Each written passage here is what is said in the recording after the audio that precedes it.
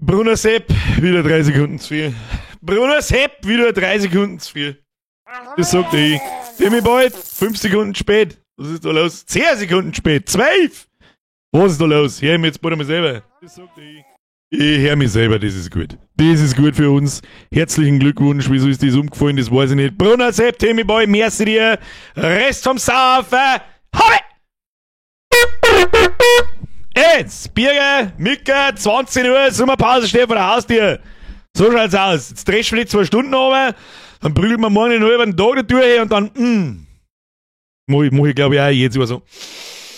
Can you smell it? Also das beste Gefühl ist eigentlich, es ist so wie, der Samstag ist ja geiler als der Sonntag. Weil du weißt, dass am Sonntag frei ist.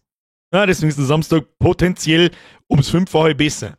Deswegen ist ein Tag vor dem Urlaub immer der beste Tag. Auch wenn der Urlaub wirklich verfickt lang ist, aber gut, für das haben wir, wie soll ich sagen, 3/4 Jahr lang durchgearbeitet fast. So, jetzt gehen wir jetzt mal in den Sauerverein, damit nichts passiert. Stefan! Servus! Endlich wieder AG Scheiben. Nur für die muss ich mir Blättschmerz machen. Ich sag schon. Merci dir. Schluss damit. Habe die Ehre an! Den Milky Toast an, den Unkrautbahner an, die Hanuta an, den Bongler an, den Capricorn an, den Herrn Baumgartner an, die Eva an, den Dammerz an, den Leck mir Marsch an, den Herrn Schall, an den Herrn Nagel an, den Christoph an, den Gromit an, den Zampel an, den Basti an, den Uvius Wave an, den Steffi an, den Playlex an, den Knichalswitz an, den Mr. himself an, den Maimaker an, den Flipnase an, die Steffi und leckt's mir am Arsch. Ich bin quasi schon im Urlaub, wenn sie jetzt da lang umeinander lesen, oder was? Wir sitzen uns jetzt 2 Stunden her und dann schauen wir, was passiert. Auf was ich nicht ganz klar komme, ist, ich muss mich da so weit rechts umsitzen, damit man, weil ich mir aus irgendeinem Grund einbeit. Habi Sabri Raute 1, Raute 2, Raute 3, Raute 4, Raute 5, Raute 6, Raute 7, Raute 8, so. Take Teemuna Emoni Easy Fix. Okay, merci Franz. Er kriegt mir so 44 Monate. Schluss damit. Wir müssen uns jetzt irgendwas ausdenken, wie jedes Mal im Blättschmerz. Sag mal, ist eigentlich der oben halt extra austrat? Ist jetzt der scheiß Weißabgleich da schon wieder drin? Dann flippe ich aber aus mit der Drecksscheiße. Ah, ist nicht drin. Wieso ist, ich verstehe es nicht. Warte mal. Das ist gut. Das ist gut. Das ist der Mexiko-Filter. Und der Fallout New Vegas-Filter ein bisschen. Und, machen wir so. Schaut es halbwegs normal aus. So schaut es normal aus. Jetzt haben wir aber schon gescheit gelb. Wieso ist jetzt so gelb auf mich? Was ist denn da, ey? Ich soll eigentlich nichts so gelangen. So, noch ein bisschen auf Zeiten. Hier, 4550 ist ein guter. So machen wir es. Das ist ein guter. Er gehört mehr als für 44 Monate. Franz 2, mehr als für 10 Monate. Servus aus Wacken! Ihr sollt auf Konzerte gehen und euch behindert saufen! Und nicht den behinderten Fettsack beim Wiederschauen sagen, zuschauen im Internet drin! Viel Spaß auf Wacken, Alter. Ich hoffe, ihr geht's nicht unter und das Festival muss abgebrochen werden, wie es schon einmal war. Timmy Boy! Ich kann nicht, leider nicht, also du voll schönen Urlaub und see you tomorrow oder auch nicht. Ja, see you in einem Monat. Merci. Hanota, was war mit Strapse? Hanota, merci in 21 Monate. Gelbsuchtbirge, ein bisschen. Philipp, schon wieder. Mr. Destructoid. Urlaubsgate, F5, Strapse, merci dir. Animal Sound, merci für 18 Monate. Abend zusammen, Gruß aus Hessen, möge die Belustigung beginnen. Heute gibt der Herr Jim jetzt mich belustigen. Ja, der Blättschmerz, da ist Uno Reverse Card einer. Merci dir. Der Marvi auch, merci, wir sind immer 20 Monate. Kuss auf die Nuss. Birger, der KSG, geh mir ins Licht, du Grattler. Und das heißt Grattler, nicht Grantler. Die Zeiten des Grantelns, die sind 2018 gewesen. Außerdem, ich bin dermaßen, das ist ja das Schlimme. Da haben wir die ganze, wieso läuft denn eigentlich keine Musik im Hintergrund? Warte mal. Ich tue irgendwas rein, was tue ich rein? Was tun wir rein? Black Ops 6. Booty Bay Tavern Music geht immer, pass auf. Geh mal ein bisschen lauter mal, Mann. Geh mal ein bisschen lauter mal. So, schau, da ist es gemütlich. Hoppala, jetzt bin ich am Monitor nicht gefahren. Natürlich nix. So, jetzt geht's mir. Warum steht da Benzinkanister? Das da ist mein Benzinkanister für mein Motorsaß, weil anders ist mein Garten nicht mehr zu mähen. Das ist eine Kabeltrommel, weil ich vorher einen elektrischen Laubbläser mit Kabel gehabt habe, aber unbedingt, ich brauche da eine Kabeltrommel. Und dann habe ich mir ein hochwertiges Einhellgerät gekauft. mit 2 Akkus und der geht tatsächlich. Komm mal lassen. Urlaub, genieße ihn auf einen geilen Stream. Grüße aus Burg Lengenfeld. Mr. Firedown, Kuss auf die Nuss, das werde ich alles. Na. Bist du Anonymous? Birger Mause, wie geht's? Wie steht's? Birger Mausi, wie geht's, wie steht's? Steht oder nicht? Und wie soll es einem gehen? So nicht mal mehr, so 12 Stunden, ich weiß nicht.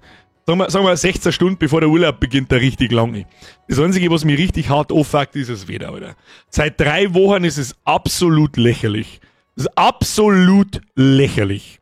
Der Anonymous, der 50er ist 2 und du weißt es. Ich weiß zwar nicht, wer es bist, weil Anonymous, aber wahrscheinlich habe ich dir das schon ein paar Mal gesagt. Merci dir, Kuss auf die Nuss. Da werde ich sauber im Urlaub mit der Frau zum Essen gehen. So schaut's aus. Herr Kerler, merci wieder in den Zähne. Grüß dich aus der Spätschicht, nimm so nicht den Futzen. Ja, okay. Merci. Danke, Merkel, den haben wir schon lange noch gehört. Subtiles Einhell-Sponsoring, ja, ich konnte, ich tue nicht weg. Sonst muss ich halt den ganzen Tag wieder.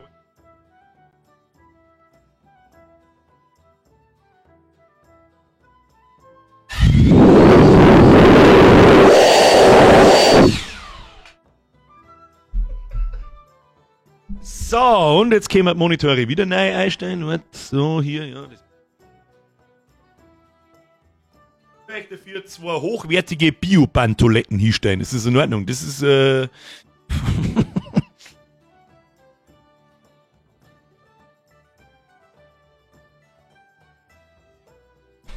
ist einfach besser.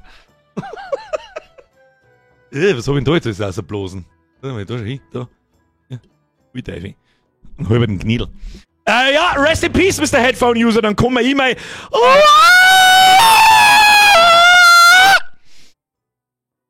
Deswegen auch nicht sparen. So, rest in peace, Mr. Headphone-User. Mr. LFD 276, 58 Monate, gestörte Scheiße, merci dir. Herr Bayer, merci für 27. Bürgerchat goes off.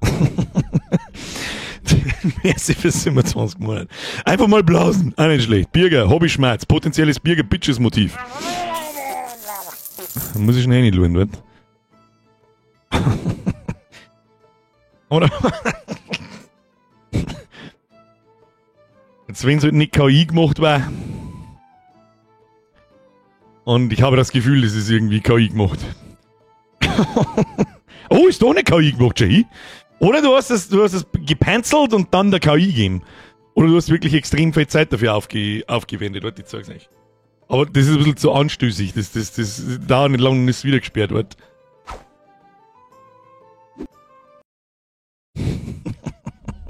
Damit man den Werdegang auch sehen kann.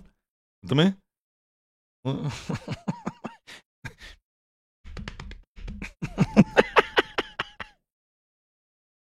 Ja, damit. Ja, schön. Es würde mich nur noch interessieren, hast du es selber gemacht? Komplett oder war KI im Spiel? Sei ehrlich. Seien Sie ehrlich. Wenn das selber gemacht ist, Respekt, du mein Herr. Dann machst du das nicht zum ersten Mal. Was haben wir jetzt mit unseren Ständen? Was nicht. Und FSK 18 plus. Ich hab keine Nippel gesehen, ich hab keine Foods gesehen, ich hab keine Arschlöcher gesehen. Herr Kanner, die muss ich retriggern, weil das, was das schon wieder soll, das weiß kein Mensch. Warum ist da der Text nicht dabei? Achtung, lest es vor oder nicht? Ansonsten muss ich vorlesen.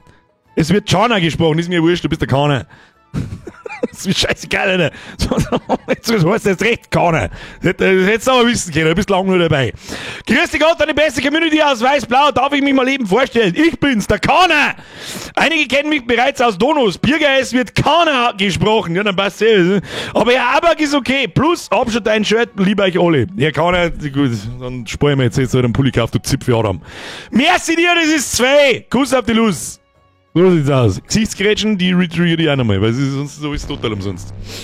Tu mir die Trompete an das Laubgebläse, außerdem 24 Monate. Das ist die beste Idee, die ich je gehört habe. Aber das wird halt einfach nicht funktionieren, weil du in so einer Tröte musst du so machen. Sonst kommt kein Ton nicht aus, aber wenn ich einfach da reinblas, passiert einfach das. Trotzdem werden wir dem Ganzen wissenschaftlich auf den Grund gehen.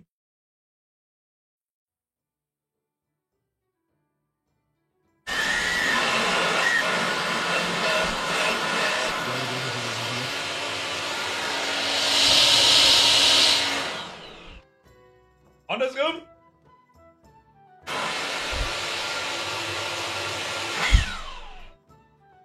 Aber was man probieren kann, ist, jetzt, ich habe leider keinen Gummihandschuh nicht da. Wenn man so einen Gummihandschuh da oben vorne, da so, wenn man da so einen Gummihandschuh oben mit denen und dann ein kleines Loch reinmachen und wenn wir dann blasen, dann macht er so und dann.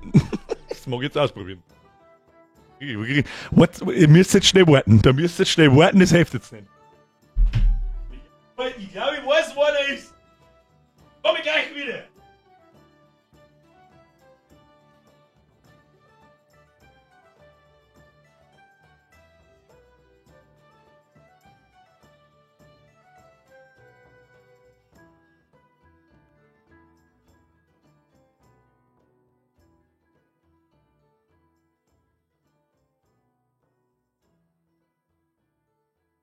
Ja, draußen steht die Frau mit der Katze in der Hand und schaut mich so. Und ich hab gesagt, haben wir einen Gummihandschuh. So, jetzt pass auf.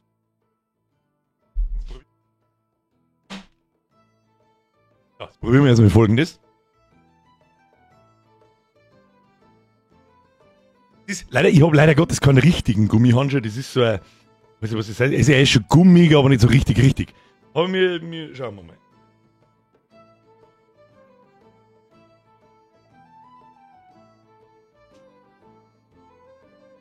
Schauen wir erstmal, was passiert. Einfach so draufdrücken.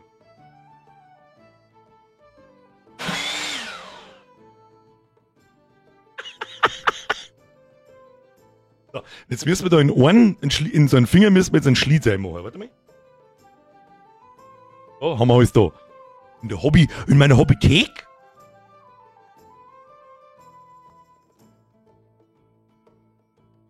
Meine Hobbythek? Wir nehmen natürlich einen Pfeiffinger. Da machen wir jetzt mal so einen kleinen Schlitz rein. Was jetzt denn hier? Kruzifix nochmal! Hallo, wir müssen jetzt da was ausprobieren! Herr Köth! Fixletten! Bürger Geld ist da, Urlaubskasse gefüllt bis zum Überlaufen und jetzt noch Merch. Was soll ich denn da sagen dazu? Du kannst nicht. Und wenn ich 100 € kaufe, mir lauter Gummihandschuhe und baue das bis nach der Sommerpause so, dass es töten kann. Nein, natürlich nicht! Nur was tust, ich weiß, was ich sagen soll. Herr Köth, warte, ich smash ein Herz, Alter. Das ist einfach maßlos übertrieben, aber du bist auch schon 5000 Jahre dabei. Ich hoffe, du weißt, was du tust. Ich hoffe, du weißt, was du tust. Merci dir. Von die ganzen Herzen drin. Was ist mit ihm, sagt der Walmano. Ich weiß es nicht. Aber manche Leute müssen so viel Geld haben, dass es einfach wurscht ist. Da paar 100 nicht weh tut. Ich weiß es nicht. Herr Köth, merci dir. Seriously. Okay? Du sitzt mit der Rumdonaterei. Wir haben da in der Testphase. Ah, jetzt mal so. Also wir haben jetzt, warte, wir können mal so probieren. Kuss auf die haarige Nuss. Ja, jetzt, Alter, was ist denn mit euch? Das muss ich jetzt retriggern, weil sonst wieder nichts mehr. Alter, jetzt kommt der Rewe, kommt der Basti Hero. Kruzifix! Lasst mich jetzt die Scheiße ausprobieren! Ja, Stufe 2 ist dann mit Tape festmachen, selbstverständlich. Moment, Rewe, du wirst retriggert. Jetzt mal ich das ausprobiert, jetzt warte mal. Was passiert denn, wenn ich rein los? Jetzt lasst es wieder mal machen! Für deine wundervollen und tollen Streams. Du rettest mir heute den Tag. Die Mia hat deine Streams aber es tut nicht so gerne geschaut. Bettelndes Gesicht. Hashtag bester Streamer Deutschlands. So, nochmal! Rewe, ich komm gleich! Der gleiche Tipp für NITM50A wie zuvor. Kenn die Schale, bevor du Themen Akfrang host und versüßt mir jede Woche mit deinen Streams den Abend. Brauchst du Gummiringel? Die haarige Nuss. Ja, die haben nicht klar. Jetzt machen wir erstmal so. Rewe, merci dir, ebenfalls. Das ist einfach maßlos übertrieben, oder? Ich sitze da und stecke einen Gummihandschuh auf meinen Laubbläser auf und Leute scheißen mir mit Geld zu. Please stop it. Wenigstens währenddessen ich da Sachen umeinander baue. Das von Basti Hero habe ich auch noch mal retriggert. Der gleiche Zipfel mit dem 50er wie zuvor. Kenn dich schon, bevor du ein Streaming angefangen hast. Und versüßt mir jede Woche mit deinen Streams den Abend. Kuss auf der haarige Nuss. Die ist gar nicht so haarig, wie du das vielleicht glaubst, aber ein bisschen schon. Rewe, merci dir. Dann brauche ich nichts sagen, dann weiß ich auch nicht, was ich sagen soll. Außer vielen, vielen lieben Dank dafür. Basti, bei dir auch. Da ich von dir weiß, du bist recht jung und du hast gerade einen Katzenstress, wie ich gesehen. Ich hoffe, dir geht's gut und überhaupt nicht sowieso. Hey Birger, vielen Dank für deine wundervollen und tollen Streams. Du rettest mir heute den Tag. Die Mia hat deine Streams auch immer gerne geschaut. Oh nein.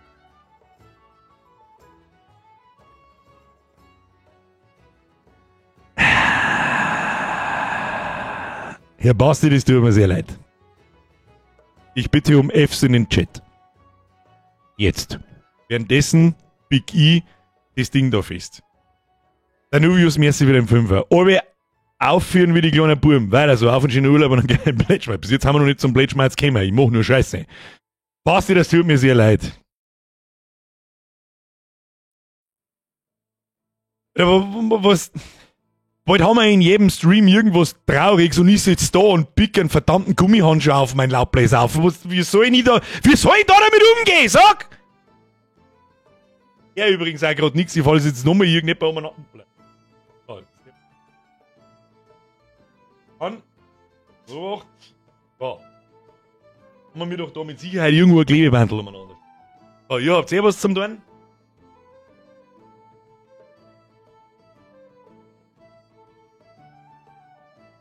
Ich hab bloß so ein behindertes Malergerät da, aber das muss gelingen. Das ist ein Brotz. Kruzifix jetzt! Eine kleine Aufmerksamkeit, danke für Season 8. Schönen Urlaub und bis bald, LG aus Wien. Bei den Österreicher dingen wir nichts. Ihr habt das Geld zum Saufhudern. Von meiner Frau und mir! Sagst deiner Frau einen schönen Gruß und haust dir einmal eine saubere auf den Arsch auf von mir. Das mengen so wie gehört. Rebesepp. Egal was du tust, du bist der Beste. Nein, das ist einfach gelungen! Schluss jetzt, Leute, Dankeschön! Dankeschön! Wir Streamer heute so, Leute, Forza fertig runtergeladen. Ja.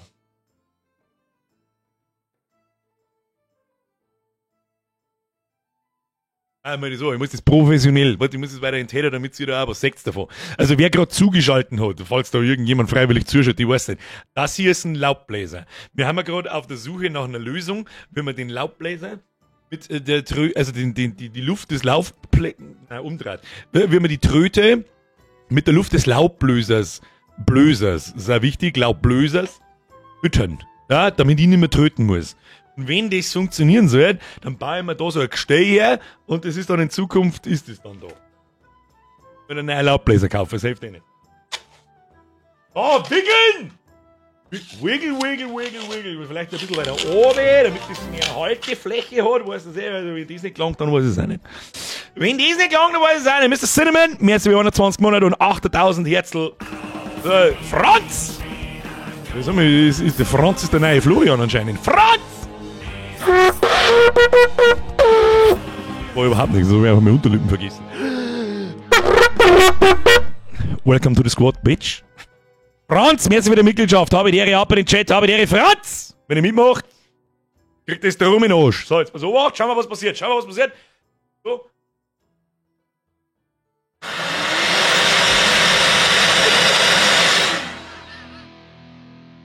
Bruder, ich glaube, wir haben gerade Frauenspielzeug erfunden.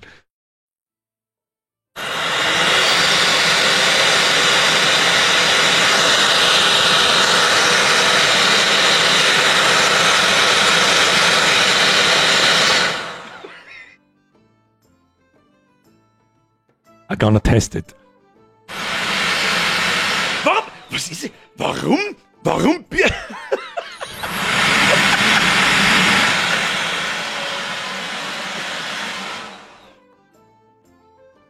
Los, bleib mir der Haupt oder dein Maul. Dann zieh ich noch mal den Schalt aus.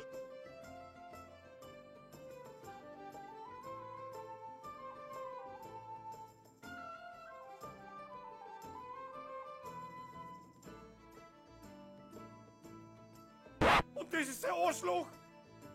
So, EZ Host der täglichen 120 Mark Griakt kaufst, da A. Kirsten Gustel im Urlaub wünscht Davos.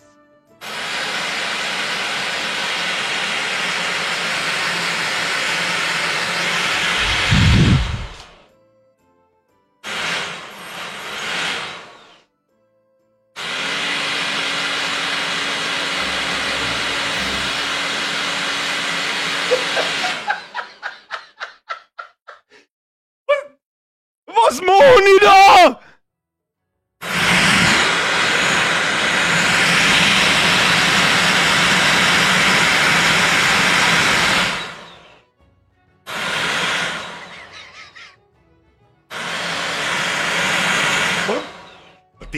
Aber das erklärt mir jetzt bitte jemand. Warum birgt's den Finger mit dem Loch vorn drin? Ich hab nix da damit, der ist ganz... Was so? Was? Warum? Verstehe ich nicht. Ja, das nächste Loch müssen wir gleich machen. Hier, fuck you. Die neue Art. Was? Der ist langweilig.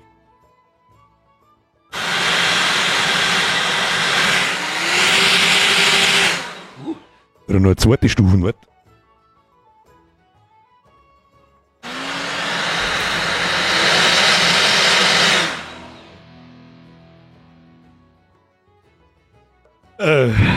So, was machen wir mit eigentlich?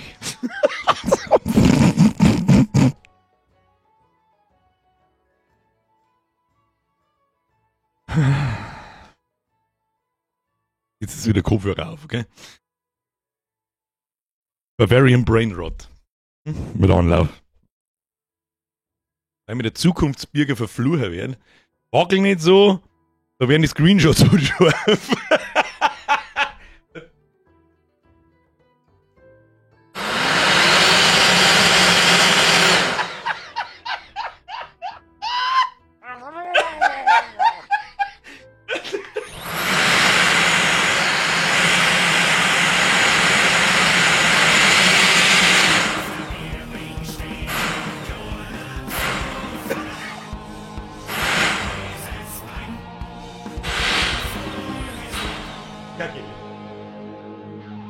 Leg mir mal, ich tue jetzt das wieder runter, weil ich ganz genau weiß. Nein, ich tue es nicht runter. Ich tue es nie wieder runter, aber genau das wird passieren. Und wenn, dann gehe ich so aus, bloß mit dem Ding trägt davon. So. Hätten wir das Nivea auch auf die richtige Position gebracht. Patent anmelden, Frauenspielzeug. Patent anmelden, Frauenspielzeug. Stimmt denn dann so? Anmeldung, DPMA, Deutsches Patentmarkenamt. Patente elektronisch anmelden. Ja, los geht's. Alter, das Ding, glaube ich, das ist... Du 4000 Mal, das ist 4000 km/h-Finger, Alter. Kommst du 4000 Mal in der Minute.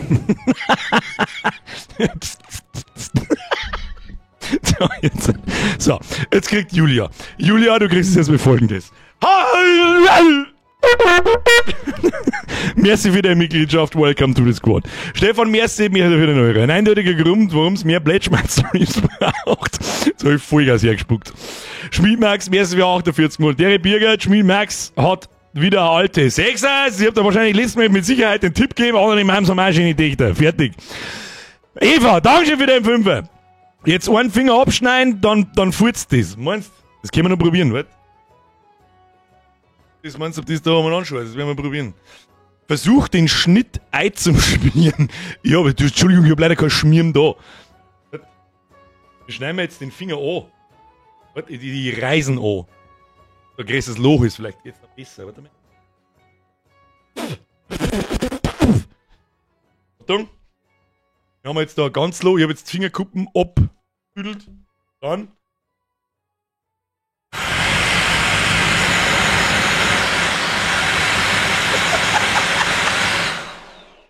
Ja, das war ein guter Tipp. Das kommt nämlich schon sehr viel näher an.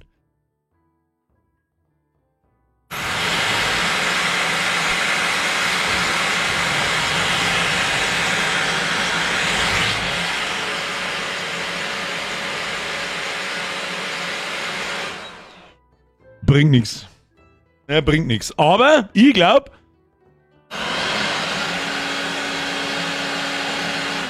jetzt kommst du nicht 4000 Mal, jetzt kommst du 8000 Mal. So.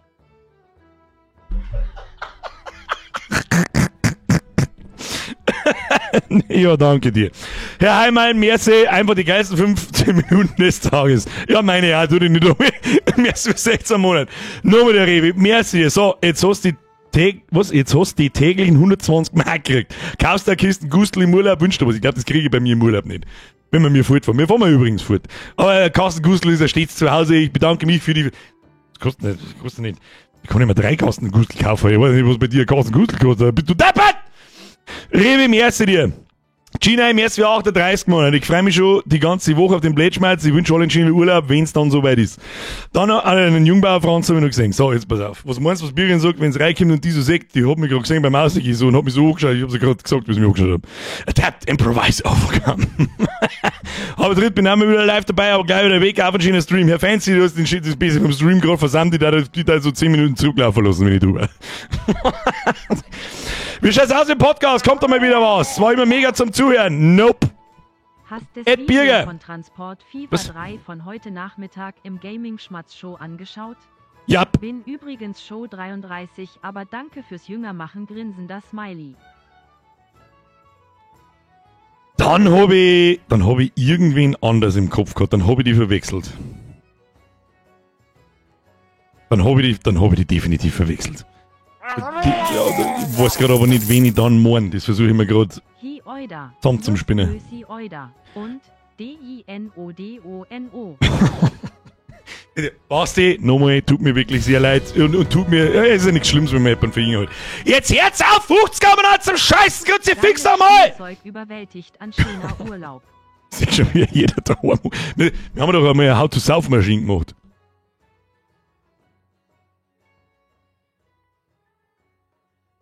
Das meine ich mit, habe ich am Montag schon mal kurz angemerkt, es dürstet mich eventuell richtig krassen Schwachsinn zu machen. Also halt richtig, so richtig mit Anlauf, Alter. So richtig mit Anlauf.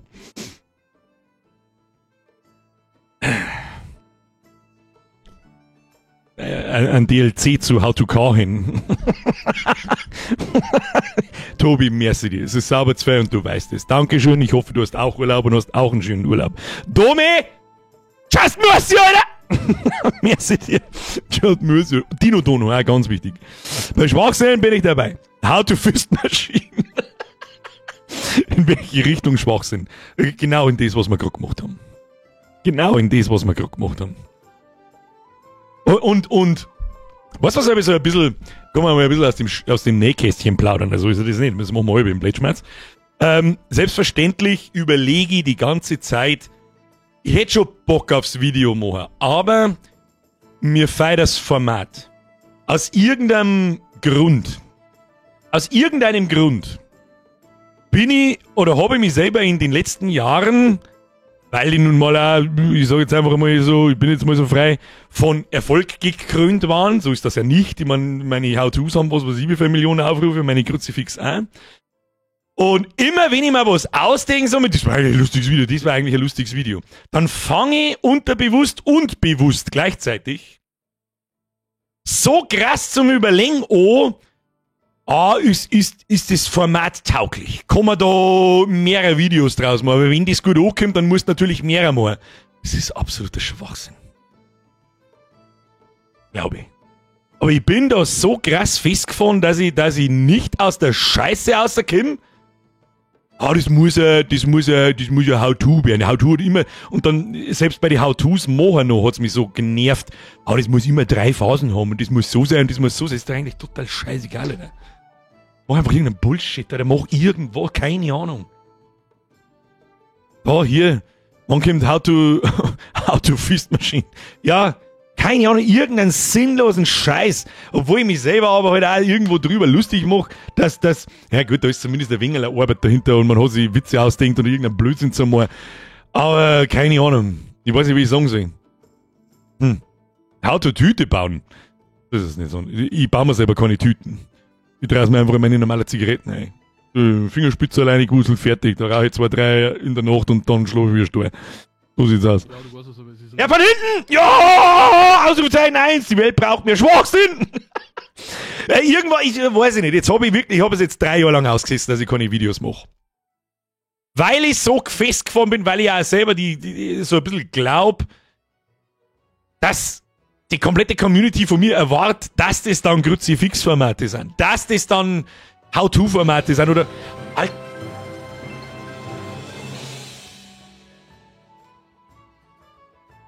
Mit 120 Mark waren 120 Euro Gemoong. EZ Hens 220 LOL. Warum geht sie EIG Coa Podcast mehr zusammen? Ich lieb deine Streams. Bitte mach genauso. Revi.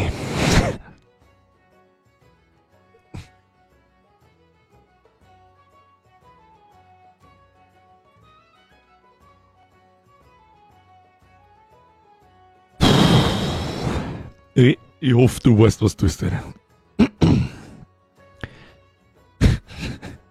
Danke dir. Das ist zu narrisch. Und ich sag das, wie es ist. Ich werde deine 220 Euro nehmen und im Urlaub so dermaßen fett essen gehen, wie ich noch nie fressen war. Okay? Ich hoffe, du weißt, was du da tust. Dankeschön aus dem tiefsten Herzen, selbstverständlich. Vielen, vielen Dank. Aber jetzt ist gut, okay? Please. Just don't. Please. Wo ist er, der Kubala? Ich weiß nicht. Kubala, was ist du? Was ist da los? Na, Schluss jetzt, Schluss. Beim jeden. Was habe ich noch mal gemeint? Das ist jetzt mal dasselbe beim letzten Stream. Und ich habe irgendwann einmal gemeint, so, das ist mit den völligen Eskalationen ist einfach jetzt so nicht ganz vorbei, aber so gut wie vorbei. Nice nicht. Rebi, so, halt mein Carsten Gustl. Rebi, merci dir. Und an den Rest selbstverständlich auch. Jetzt chillt die Kniescheibe. Jetzt, was der man nicht, jetzt ist ja so über 9 oder was der man jetzt nur 1,5 Stunden. Das Highlight haben wir schon gehabt, was soll ich machen, oder? Hilfe, das Barthaar! Was für Barthaar? Wo? Ich hab sowieso ein bisschen, ich hab da ein bisschen 2 stehen lassen, da, wenn ich das da so rausgekehre, ja, also der letzte Vollspaß, schon. So. Soll ich so sagen dazu? Der Kubala hat schon Privatinsolvenz zugemeldet, ich glaube. Was glaubst du, was nach der Sommerpause wieder kommt? Nein, chillige Kniescheibe. Alter, das war eine lange Barthaar, triggert unnormal. Wo? Ist da?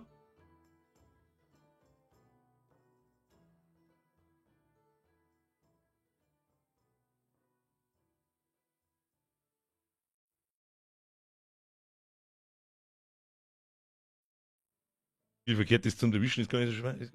Lock mir was! Kehr's einfach in das Border und dann hörst auf jetzt! Bin 22, Kfz Moste und für DI Essen und Dringer um Urlaub gelangt's no.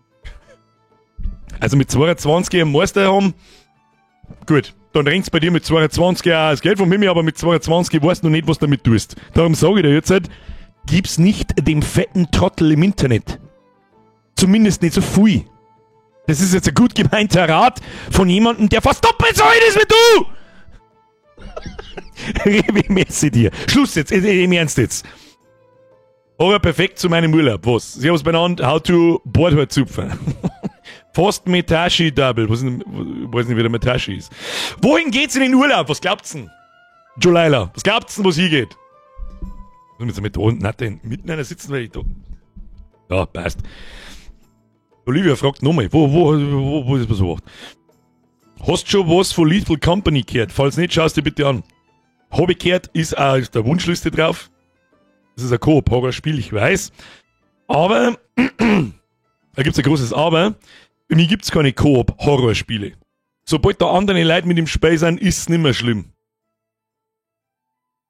Und es wird schon schwer, also auf alle Fälle steht einmal Silent Hill vor für den Horror Oktober, das ist sowieso klar, das wird unser Freitagsspiel, weil ich da auch das Gefühl habe, Third-Person-Spiele haben meistens auch nicht so gruselig und schwierig.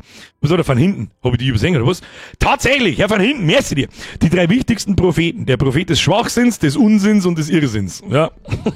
Was? Ich hab einen da.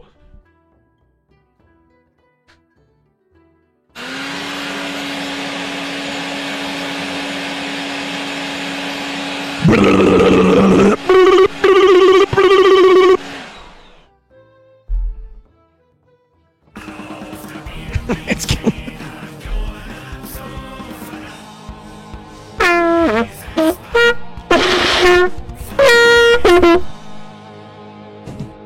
Rewe, merci dir, welcome to the squad, up in den Chat, habe dir, Rewe. Das ist wirklich der ungünstigste, einmal an alle, erstmal, was mir gesagt gehört.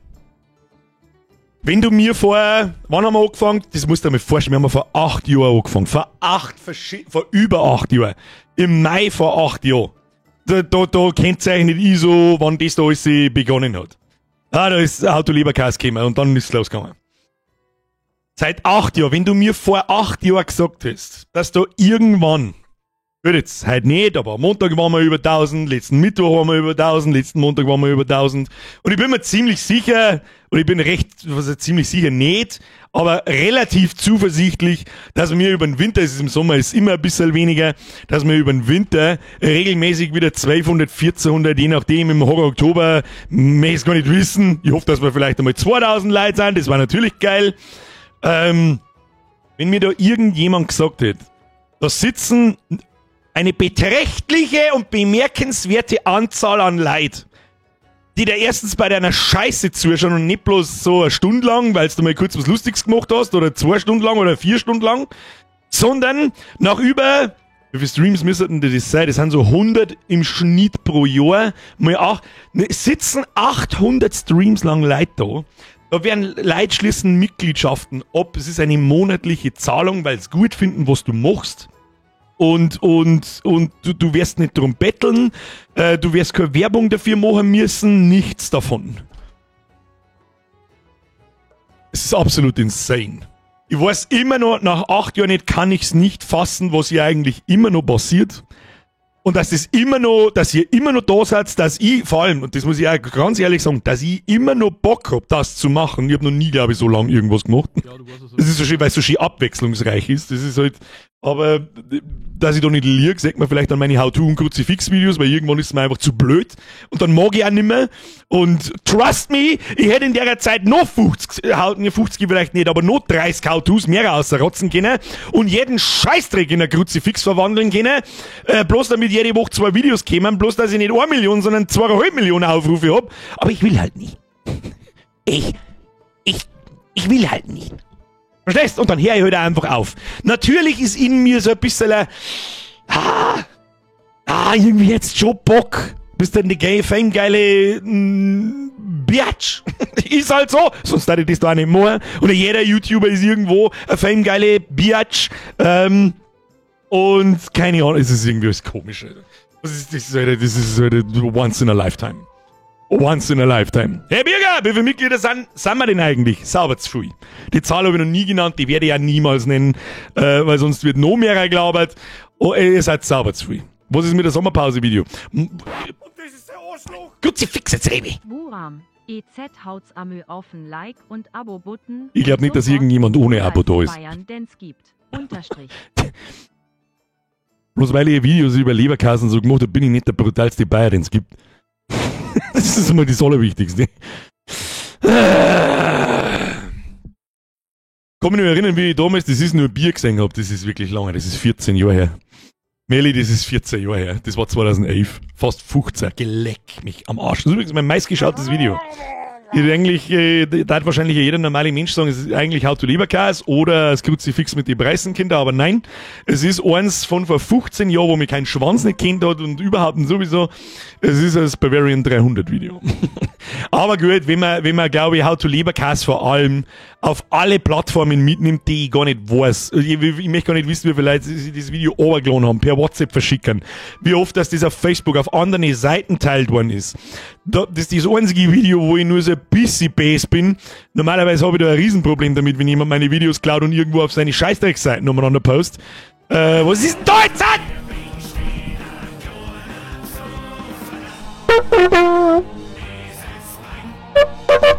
Michaela!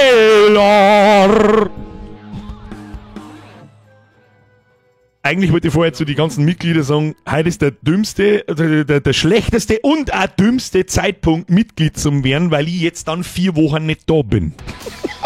Freunde der Sonne, das ist immer eigentlich geht's heute um Folgendes. Heute ist der letzte Stream. Eigentlich wird immer dann offiziell Season 8 beendet. Aber eigentlich geht Season 8 dann beendet, wenn der Jahresmerch kommt und das ist sowieso Anfang Dezember. Zur Weihnachtszeit oder die. Ne? Wie jedes Jahr. Da ist noch ein bisschen hin. Ein bisschen noch. Aber im Grunde ist das immer so der Season Cut eigentlich.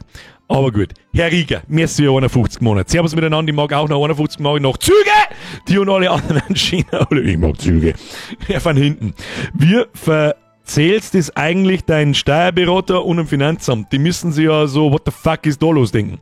Also mir abgesehen davon, das ist ein guter Punkt. Anfangs hat meine Steuerberaterin ein bisschen belächelt. Muss man einfach auch mal so sagen. Hätte ich auch, sag ich dir, wie es ist, wenn ich die Materie nicht kenne. Bis dann gespannt hat, was da los ist. Ja, in allen Dingen, vor allem am Anfang halt, also wie das 2018, 19 und 20 dann eskaliert ist, ist ja völlig, und 21 auch noch, völlig irre. Honey, Schluss jetzt! Gute Spätschicht wünsche ich dir. Merci dir, schleich dich, arbeit was. 5 Euro müssen wieder rein. Auch nicht, merci dir. Was haben wir noch? Wo ihr bringt's mir nicht jetzt die ganze Zeit raus? Kruzifix her von hinten. Nochmal. Genau, Steuerberaterin im Finanzamt. Abgesehen davon. Und dann ist das ernst genommen worden irgendwann und sie hat sich ein bisschen damit befassen müssen natürlich auch, weil ich glaube im Umkreis der Einzige bin. Zumindest bei uns da. Und ja, das ist richtig Arbeit. Das ist ganz normal, als jetzt eine ganz normale Firma. Ganz einfach. Sogar noch ein bisschen kreisliger, glaube ich. Ich bin keine Steuerberaterin oder SteuerberaterInnen. Die muss halt jede einzelne Donation von euch auseinanderpfriemeln. Aus dem ganzen Jahr. Und da zahle ich gerne Geld, dass ich das nicht tun muss. Das sag ich dir, wie es ist. Aber das ist überbewertet, Hani, hast du auch wieder recht. Also eine Steuerberaterin hat da Projekt auch nicht gebraucht. Stimmt, ich gehe einfach in Insi-Mode und verpiss mich nach Griechenland. Selbstverständlich habe ich eine Steuerberaterin. Was meinst du, warum es diese ganzen anderen YouTuber-Affen alle zlickt? Was meinst du, warum? Also ich verstehe es nicht, wie das passieren kann, aber Gott sei Dank, wenn es mir mit 20 oder 18 oder ganz jung passiert wäre, dann hätte ich es wahrscheinlich auch nicht geschickt. Oh geil, ich habe 100.000 Euro verdient, kaufen wir uns für 98.000 Euro ein Auto. Oder fahren wir in Urlaub oder verfressen wir es oder was weiß ich, was wir denn. Ja, wie das Finanzamt möchte, so Geld wie viel denn? Ja, die Hälfte. Was? Das ist halt was, das kann ich nicht verstehen, wie nicht einmal die Eltern von denen Leuten in der Lage sind, zum erstens einmal mitkriegen, was ist da los? Hey, der Bruder 100.000 Euro von dir, was ist da los? Ja, du, jetzt chill mal, leg da mal mindestens die Hälfte auf die Seiten, weil das Finanzamt wird kommen und möchte das Geld haben. Das ist nicht, weil der Jargon im Streamer da sein, weil das Spende heißt oder Donations, heißt das nicht, dass du das nicht verstehen musst, du Vollidiot. Und das verstehe ich halt nicht. Alles, was du einnimmst, ja, vielleicht, falls irgendjemand einen super tollen Plan hat, alles, was du einnimmst, völlig egal was, musst du theoretisch versteuern. Ab einem gewissen Betrag im Jahr. Wenn du ganz normal arbeitest, wie ich das auch tue, und hast ein ganz normales Einkommen, dann versteuerst du schon was. Dann kommt das von YouTube noch mit oben drauf und dir wird gnadenlos die Hälfte genommen. Da gibt's auch keinen Höchstsatz, sonst irgendeinen Scheiß. Also natürlich gibt's das, dass je mehr das verdienst, desto mehr nehmen es da prozentual, aber im Grunde ist es immer die Hälfte. Du musst Krankenversicherung zahlen, du musst Rentenversicherung zahlen, wenn du in die Rentenversicherung einzahlst. Ich habe das eigentlich immer für ein gutes System gehalten. Langsam fange ich an daran zu zweifeln, weil wir es mit Geld kaputt machen. Pflegeversicherung und dann musst du Einkommensteuer zahlen. Ganz normal. Und das ist einfach alles, summa summarum, alles miteinander, ist mehr als die Hälfte, die es da wegnehmen. Ja? Ich meine, Krankenkasse ist jetzt nicht umsonst. Pflegeversicherung ist nicht umsonst. Und Rentenversicherung, hoffentlich irgendwann, wenn ich jemals in Rente gehen darf, ist auch nicht umsonst. Aber das Geld ist erstmal weg. Musst du Steuern im Voraus zahlen, selbstverständlich. Ja, gut, das ist jetzt ein Teil. Wie erklärst du jetzt das, Eppern? Das ist bei mir schon eine Zeit her, das hat ja schon ziemlich früh angefangen. Das Finanzamt...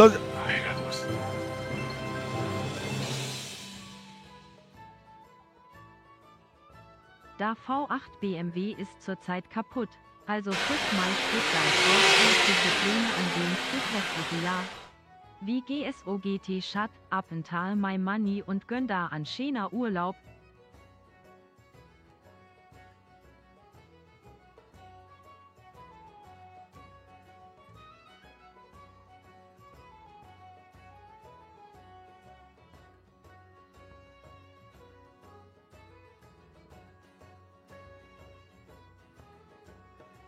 Ja, du weißt es, aber es ist ne? Also aus Juristensicht. Am GS Chicktan ist A Holding, UG, GmbH zu gründen und on top A Tochterfirma gründen, UG, GmbH. Die Gewinne werden dann aus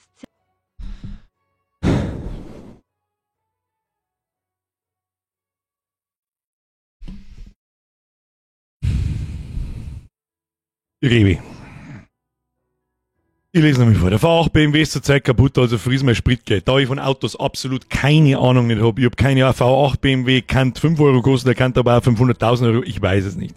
Was hast du für Pläne an Games fürs restliche Jahr? Wie gesagt, shut up and take my money und gönn dir einen schönen Urlaub, den hast du verdient. Ja, aber du kannst nicht einfach hergehen und mir fast den Urlaub in der Solo-Queue zahlen. Das geht nicht. Rebe, bitte. Ohne ausrasten, gut ausrasten tue ich sowieso, aber ohne überspitzt, also bitte. Es ist jetzt gut. Ich muss sicher sein, dass du einen Geldscheißer hast und dass dir 400, 500 Euro einfach wurscht sind. Okay? Vielen Dank natürlich, aber bitte übertreibt es halt nicht so krass. Teilt es halt dann über mehrere Streams auf, in lauter Zehner oder was weiß ich was jetzt, dann fällt es nicht so auf. Keiner muss sich aufregen, ich muss mich nicht so stark aufregen. Es ist halt narrisch. Urlaub sponsert bei Rewe. Es ist halt jetzt mal, glaube ich, ist nicht jetzt mal im letzten Stream so, dass irgendjemand daherkommt und meinen verfickten Urlaub sponsert. Das ist so, das braucht's nicht. Ich komme auch nach dem Urlaub wieder, ohne dass jemand da mit Hunderter umeinander wirft, als warten's wertlos. Okay? Merci dir, aber bitte jetzt ist Ruhe, okay? Please. Bitte. I'm serious. Dankeschön. Kubala Sepp, wer? Rewe Schluss. Du hast jetzt Donation-Verbot bis nach dem Urlaub. Minimum. Und dann bin ich mir noch nicht sicher. Dankeschön. Timmy. Das ist nicht der Timmy Boy, das ist der Timmy Bürger. Also aus Juristensicht am geschickten ist, eine Holding GmbH zu gründen und on top eine Tochterfirma gründen, UG GmbH. Die Gewinne werden dann als zinsloses Darlehen auszahlt, ist gleich steuerfrei.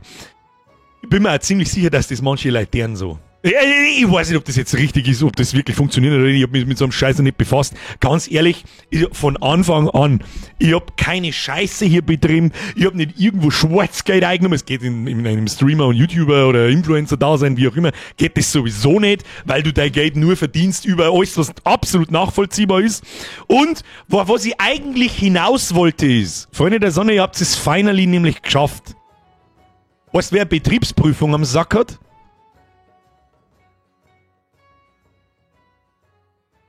Und weißt, wer trotzdem schläft wie ein kleines Baby, weil er genau weiß, dass weder irgendwas komisch kauft oder verkauft oder irgendwelche komischen Gebäude oder irgendwelche komischen Räumlichkeiten von der Steuer abgesetzt werden oder sonst irgendeine Behindertenscheiße?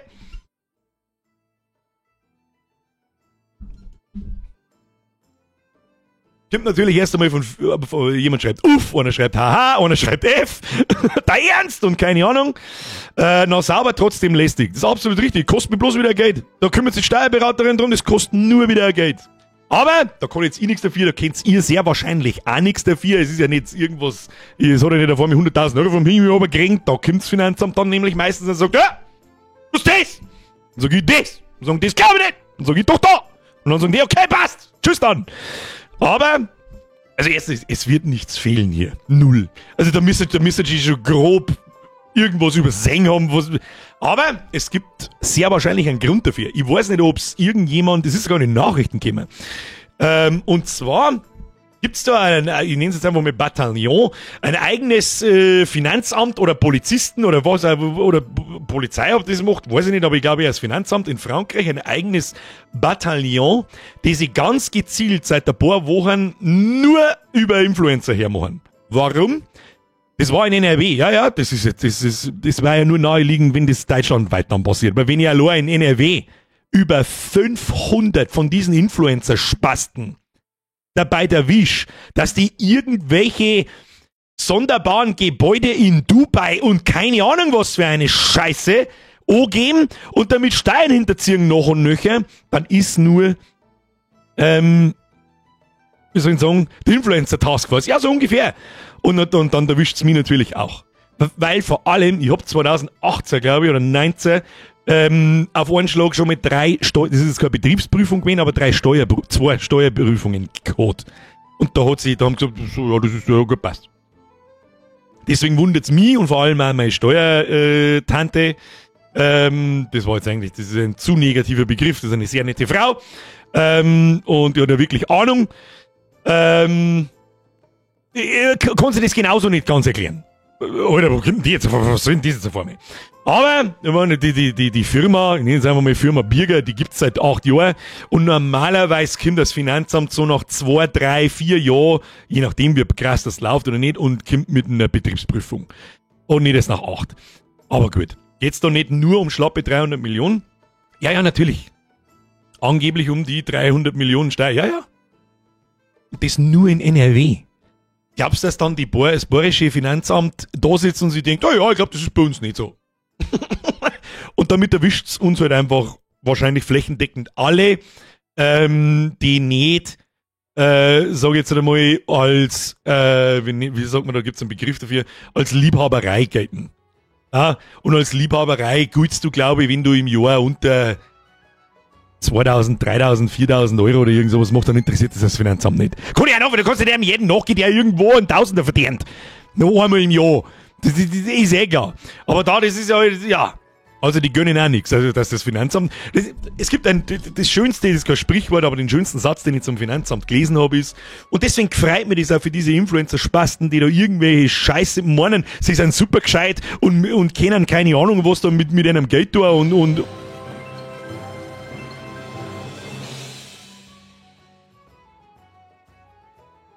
Bin seit über 10 Jahren stiller Zuschauer und Mächter amövos, Zedrak Jam, de Games de du NOCHM, Urlaub Spain, wo ist det Misha no interessieren. Is für heit de letzte Dono, gönn da.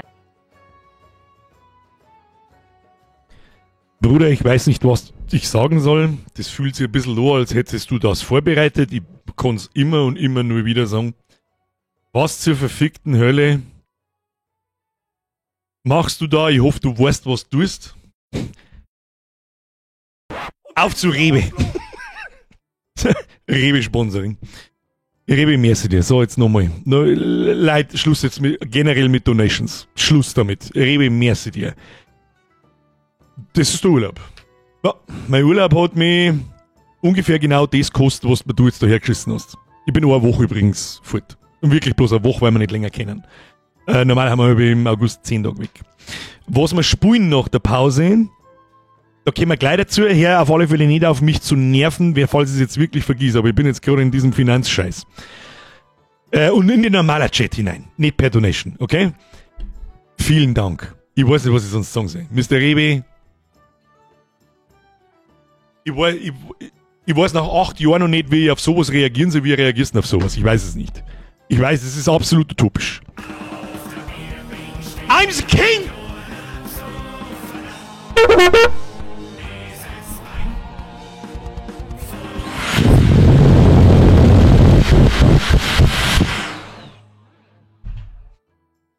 Ab jetzt neue Mitglied wird kurz gefingerbrumselt.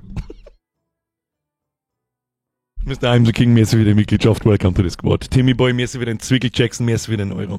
Für die Steuerberaterin, eine Zeile mehr. Tät sich halt das nicht an.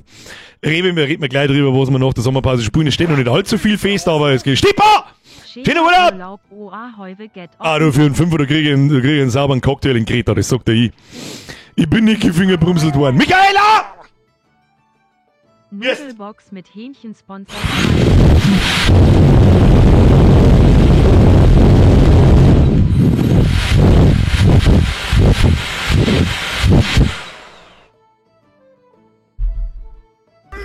Stell dir vor, da sitzt irgendwo, So, sitzt. und ist da ganz Urlaub gesponsert. Bürger mit, wegen da Rewe hier. T-Shirt im Urlo-App Smiley mit Freuden. Was, nochmal, dann mit merci dir. Schluss jetzt, ohne Scheiß. Stell dir vor, da sitzt irgendwo ein Weiberleid, die sich denkt, Mann, ich bin den Finger gebrumselt worden.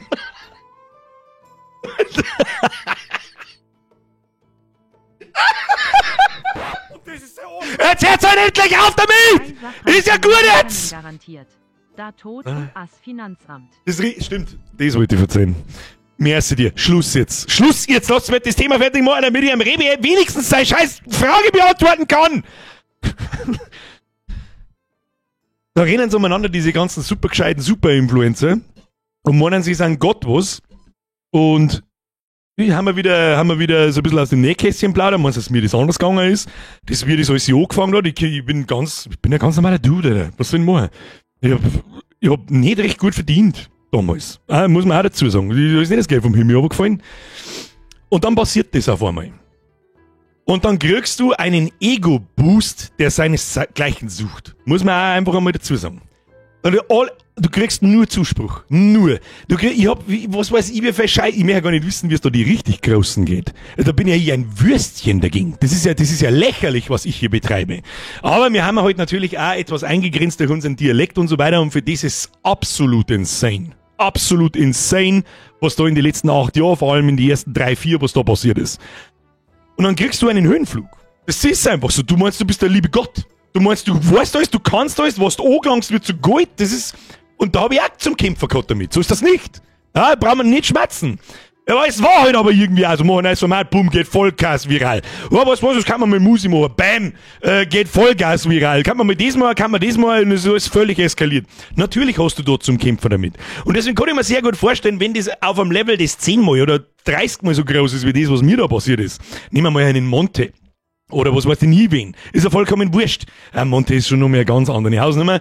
Aber halt, so Leute mit 1 Million bis 1,5 Millionen Abonnenten. So auf relativ kurze Zeit.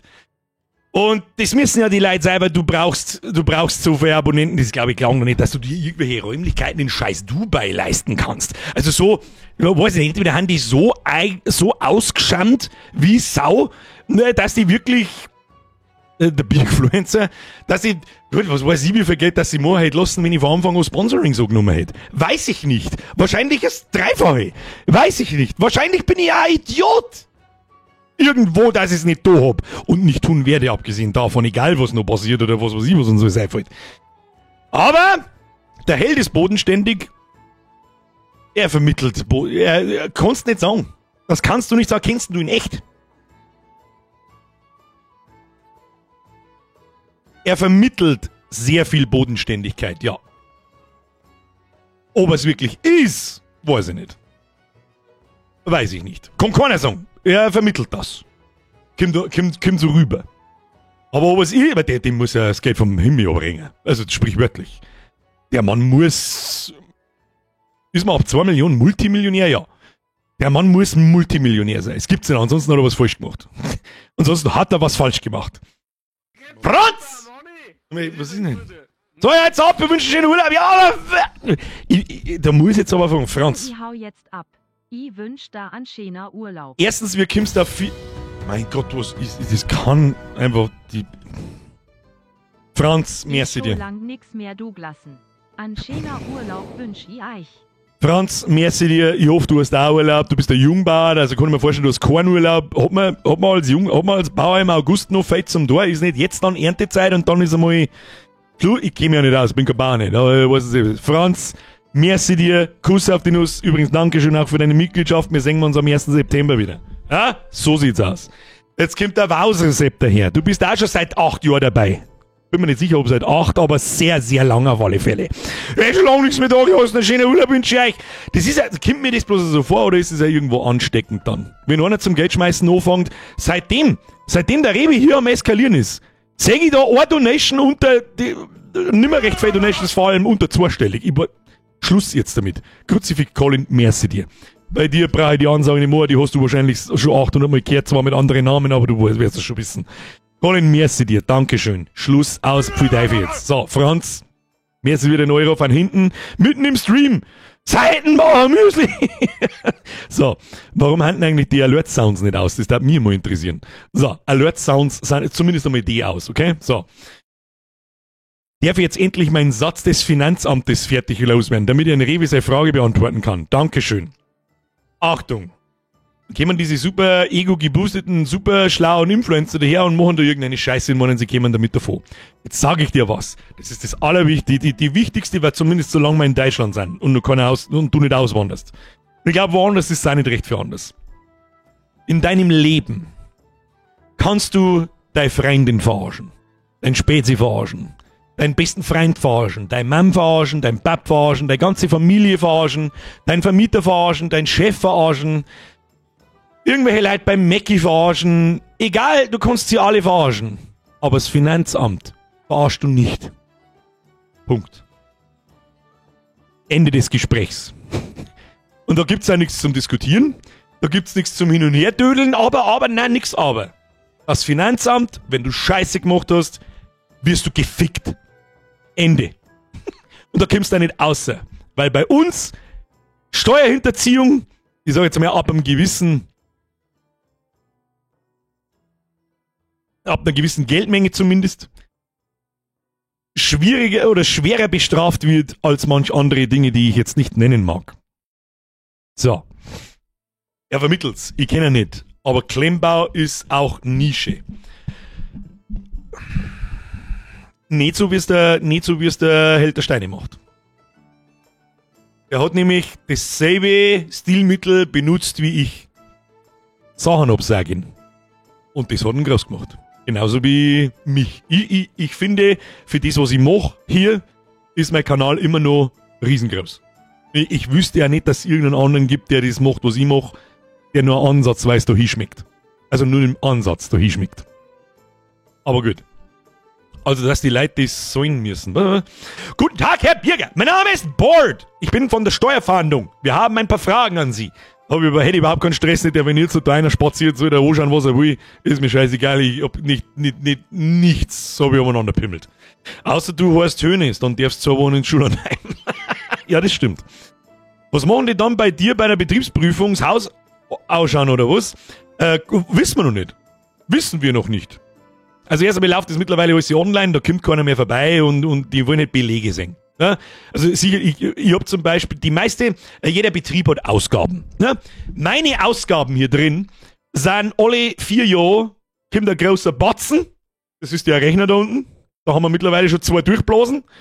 Und die schätzen mir, dass der mindestens noch 2-3 Jahre hält. Dann kommt der nein, hoffe, dass ihr noch da seid. Ich hoffe, ich bin noch da. Ansonsten kaufen wir natürlich quasi eine Höllenmaschine da unten, weil die braucht's dann auch nicht. Zum LOL-Spielen. Aber das Finanzamt hat angedeutet, ganz speziell, und das ist halt extrem ungewöhnlich, für einfach so ins Blaue schießen, dass die eventuell meine Büroräumlichkeiten anschauen wollen. Und der zweitgrößte oder eigentlich der durchgehendste Posten, was mir Geld kostet, diese ganze Geschichte hier, ist Software. Nämlich Spiele. Und da kaufe ich bald, es kämen ja keine großen Spiele mehr außer so richtig. Ich hoffe, dass das jetzt dann nach der Sommerpause in den Winter hinein wird's auch besser. Rewe, wir steuern langsam aber sicher auf Ihre Frage zu. Aber das kann ich als Software absetzen. Also selbstverständlich, weil ohne Scheiß Spiele kann ich keinen Game Stream machen. Was wollen Sie? Los Kamera laufen, den Kasperl da nicht gern sehen. Ja, das kann ich nicht machen. Was da los ist. Live-Reaction auf die Betriebsprüfung. Das war eigentlich schon lustig, ja. Aber das kannst du nicht bringen, was so toll los ist. Timson! Mehr als für 33 Monate. Bin spät dran. Ich wünsche schon mal eine schöne Sommerpause. Freue mich auf den September, wenn es weitergeht. Und danke für die super Unterhaltung im Alltag. Herr Timson, es ist mir ein Fest. Und es geht auch 8 Jahre später immer noch wie Butter, wenn irgendjemand sagt, merci für das, was du machst. Aber niemand braucht sich bei mir bedanken. Der Einzige, der sich hier bedanken muss, bin ich! Vor allem, jetzt haben wir eine Stunde da! Und ich mag gar nicht wissen, wie groß die Zahl heute ist. Das ist ja völlig utopisch. Der Lucky schreibt, danke, dass ich zuhören hab und Birger, du machst es super hier ab. Wieso bedanken Sie jetzt auch noch Leute dabei, dafür, dass man zuhören hat dürfen da? Ich verstehe es nicht. Ich verstehe es nicht. Rewe, ich zahle den neuen PC schon, lol. Nee, Schluss jetzt. Schluss. Donation-Verbot. Köln-Kalk-Verbot. Rewe mehr, das Köln-Kalk, wirst du nicht wissen, was das ist mit 22. Köln-Kalk-Verbot, speziell. Michaela! Es macht immer so viel Spaß bei dir und du kennst mich bestimmt, haben wir uns schon oft in der Heimat gesehen. Ich wollte einfach Danke sagen. Haben wir? Kann ich nicht sagen, wenn dann, ich weiß ja nicht, wie du ausschaust. Michaela, niemand braucht sich bei mir bedanken, ich bin der Vollidiot, der Dankeschön sagen muss. Ich sitze da, mach Blödsinn, ich mach nur Blödsinn. Haben wir mir jemals irgendwas halbwegs Ernsthaftes da gemacht? Ab und zu ist einmal ein Spiel dabei, die sich wirklich ernsthaft angeht, wie zum Beispiel PoE oder Diablo oder irgend sowas super nerdig. Also, ist jetzt auch nicht super nerdig, aber etwas nerdigere Spiele, die ja nicht so ganz zugänglich sind für die breite Masse. Ja, das ist aber schon das Einzige. Ja, ich erinnere daran, vor einer Dreiviertelstunde haben wir ein Fingerbrumsel 9000 gebaut. Falls jemand gerade zugeschaltet hat, ich zeige euch nochmal schnell den Fingerbrumsel 9000. Wenn der Alte mal wieder keinen Bock nicht hat, holst du, ohne das Markenlogo zum zeigen, holst du einen Laubbläser, ja, und biegst da vorne einen Gummihandschuh rein, machst den mittleren Finger, schneidest den Kuppen ab und dann hier den.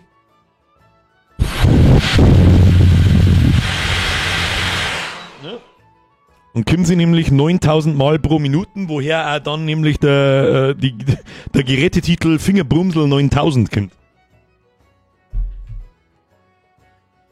Wart's noch bis ein Fisterbratan 12.006. Der geht ganz anders, Alter. Aber da brauchen wir einen Presslufthammer. Das machen wir dann nächstes Jahr. Am 30. Juli vor der Sommerpause. Diablo ist für Nerds, dann bin ich ja gar kein Noob. Diablo ist schon, also Endgame, gut, das Diablo 4 ist keine nerdige Geschichte, aber beim 3er noch ein bisschen und beim 2er sehr wohl. Der Bürgergerät wird niemals müde. Allweit das Zeug von daheim. Hashtag einhellen. Ich kann es kaum erwarten, das zu sehen.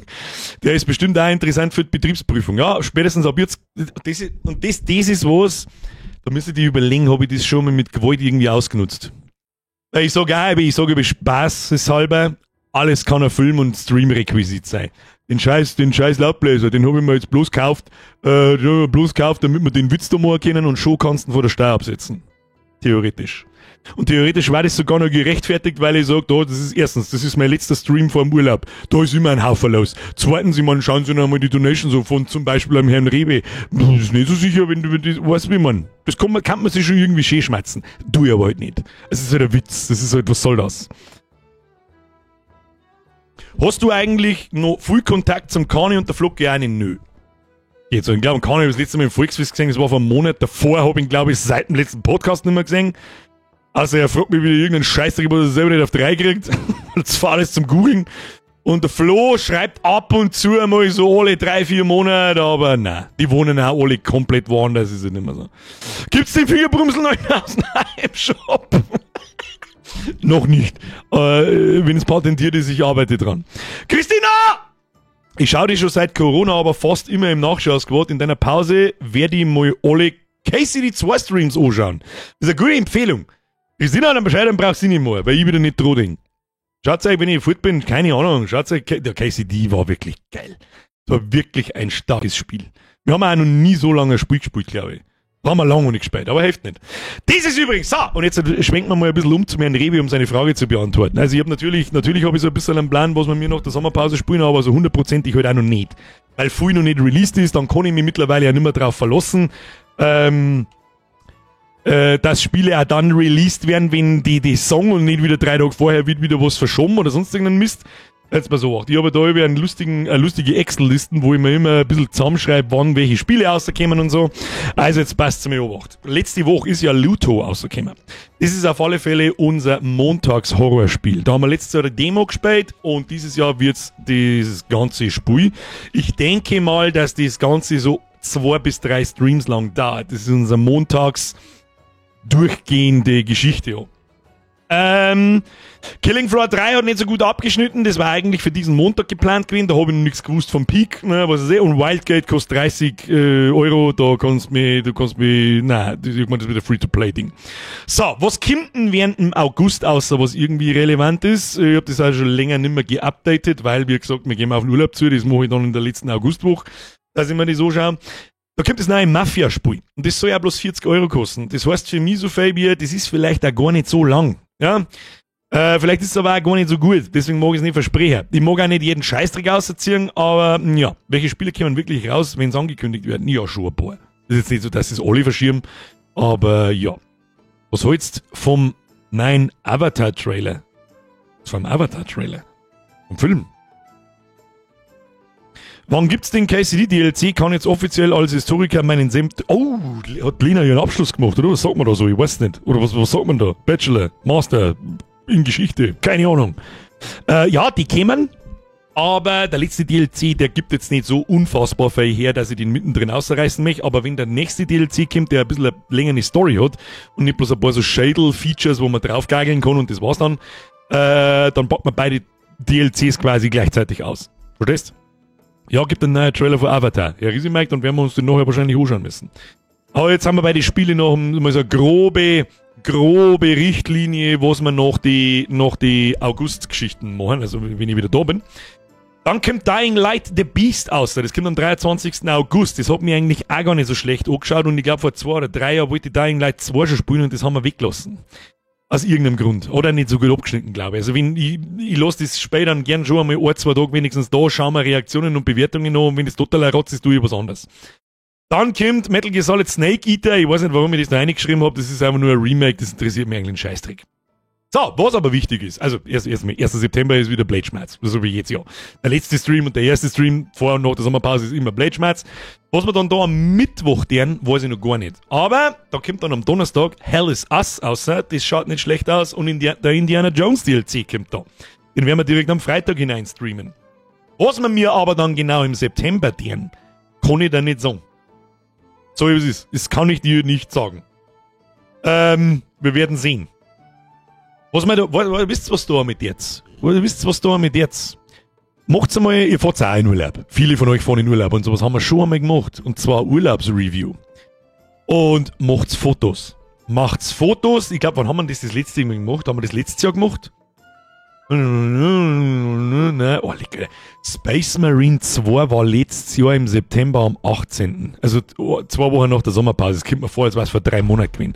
Und dann haben wir angefangen mit God of War Ragnarök. Das kommt mir auch vor, als hätten wir da vor 2 Monaten aufgehört damit. So, was haben wir da? Jetzt pass auf, da ist 23 Starfield rausgekommen. Das ist schon wieder 2 Jahre her. Grüezi, fix eine.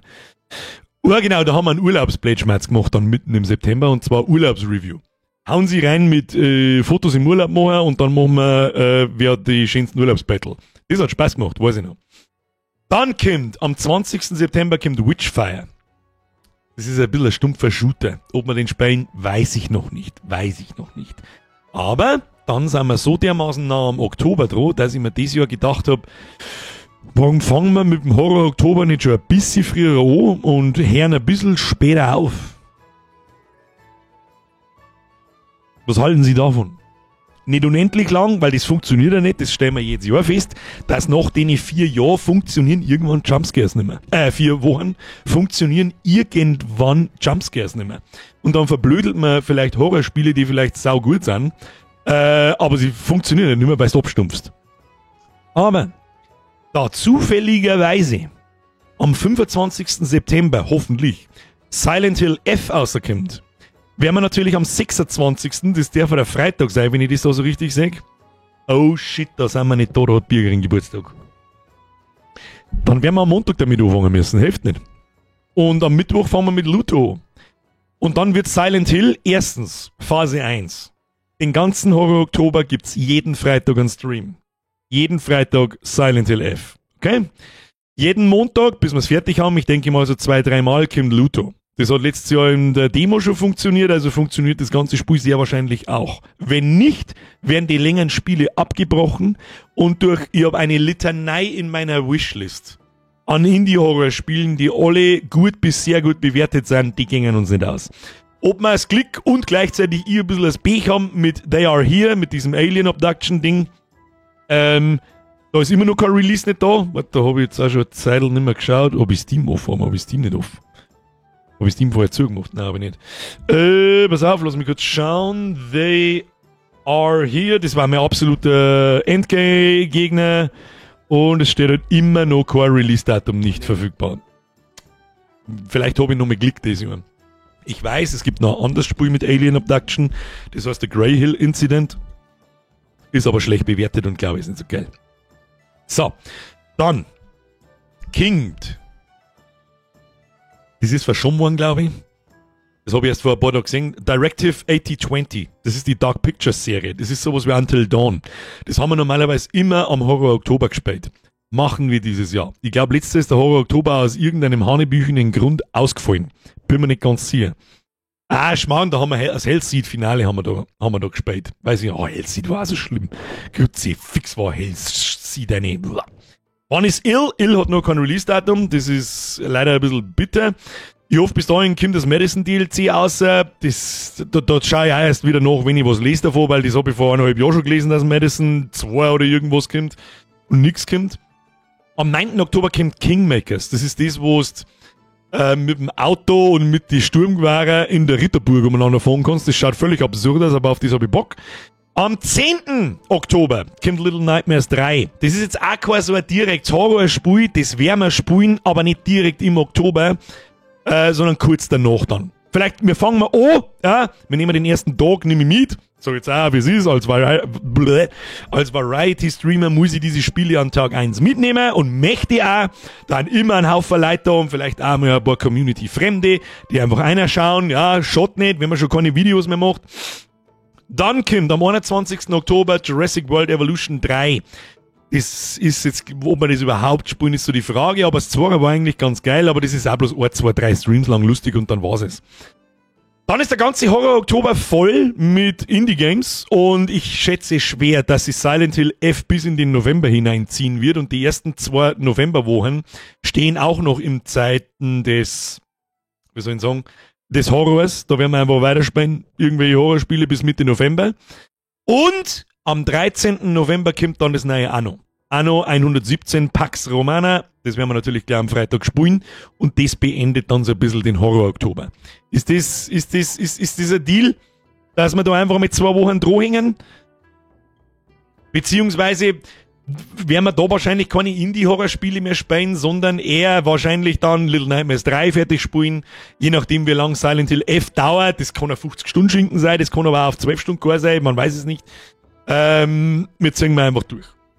Ich glaube, dass das ganz cool ist. Wenn wir es schon bloß einmal im Jahr machen, dann hat man da noch 2 Wochen dranhängen. Das, glaube ich, ist die perfekte Balance zwischen, wir stumpfen alle dem Horrorscheiß ab und es macht keinen Spaß mehr und dann ist wieder Ruhe.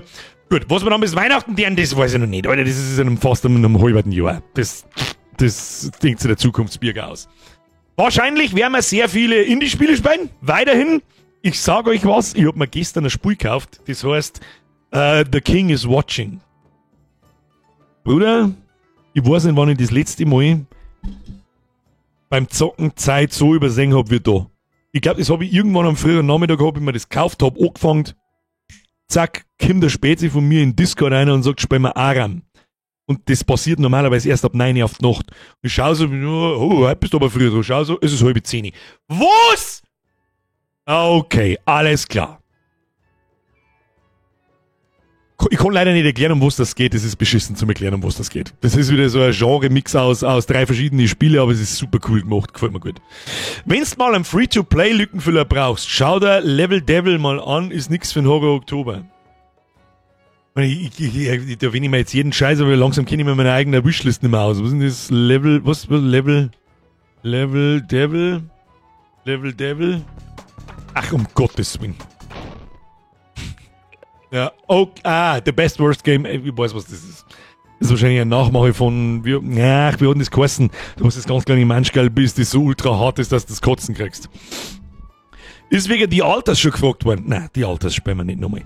Ist aber nicht das Game, wo du einen König spielst und die umdrehen musst, oder? Nein. Das ist erstens mal ganz hart Pixel Art. Du baust da, du hast so eine Fläche mit Fadal und da kannst du einen Wald pflanzen, irgendwelche Kasernen pflanzen und so weiter und so fort. Und dann ist um die Fadal hast du so einen festgelegten Rahmen, wie Tetris-Stor zum Beispiel, so fängt's an, so ein Eck. Und dieses Eck kannst du über die Fadal legen und nur wo das Eck drüber liegt, quasi, das ist, wo der König hinschaut und nur da wird gearbeitet. Und läuft der Timer ab. Und es kämen die ganze Zeit Wellen von Viechern. Also es ist ein bisschen nicht Tower-Defense, wie sagt man da dazu? Ich meine, du baust da keine Tower, gibt's auch. Aber hauptsächlich bildest du Einheiten aus, die immer mehr stärker werden müssen, damit die Wellen abwehren können. Ansonsten haust du dein Schloss zusammen und dann bist du hin. Und du musst es überleben, bis du 3 Bosse umgehauen hast und dann einen Endboss umgehauen hast, der dann per Welle kommt. Und dann kriegst du die ganzen Ressourcen, bis bei der nächsten Runde ist ein bisschen roguelike, wirst immer stärker und immer stärker. Ist super geil gemacht. Das ist ein chilliges Spiel, man muss bloß sein Hirn einschalten, ich muss nicht schwitzen, passt. Rewe, hast du Balatro privat nochmal gespielt? Ja, viel sogar. Beziehungsweise kommt das im Stream nochmal, das glaube ich jetzt eher nicht. Hat taugt zum Zuschauen. Vielleicht, wenn wir mal wirklich gar nicht wissen, was, ja, Balatro habe ich tatsächlich noch, ist eines der wenigen Spiele, die ich noch im Stream noch weitergespielt habe. So zwischendrin einmal. Merci, gibt's den Finger, also was auch du, Merci Rewe 2-mal. So, Schluss jetzt mit rum da hinten. Ist vor einem Troll Mario Level Maker gemacht worden, also viel, dass das Spiel die verarscht. Das, nein, nicht, da hat's Vorgänger gegeben. Ich weiß gerade nicht, wie es heißt. Ist wurscht. Wie wäre es mit Lord of Metal, wenn es mal rauskommt? Leider noch kein Release-Datum. Julia, da bin ich jetzt so frei und so frech. Danke für den Vorschlag, aber Spiele, wo noch nicht mehr ein Release-Datum haben.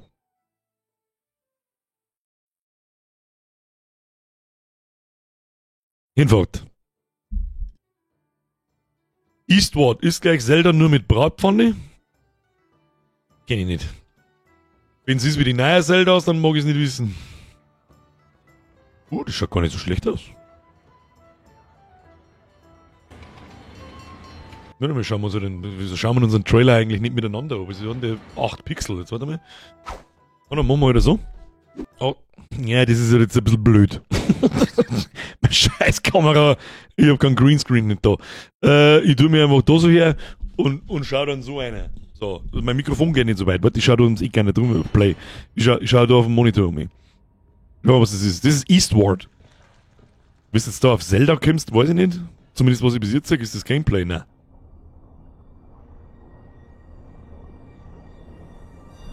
Ist das bloß so ein scheiß Image-Trailer oder ist das...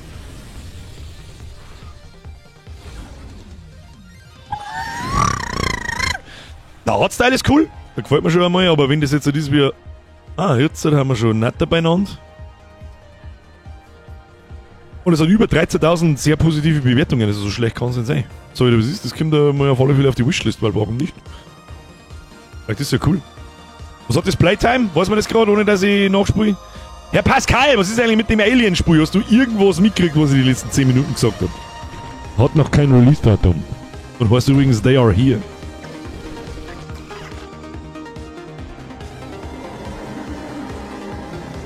So eine Art Spiel habe ich eigentlich schon sehr, sehr, sehr lange nicht mehr gespielt. Und das ist mit sehr viel Liebe gezeichnet anscheinend. Das schaut richtig cool aus. Normalerweise schauen ja diese Spiele in diesem... wir sollen sagen, Secret of Mana, Final Fantasy, Top-Down, Dingsbus immer alle gleich pixelig aus, aber das ist offensichtlich ja handgezeichnet, so wie mir das so schaut. Ja, du kannst schon wissen.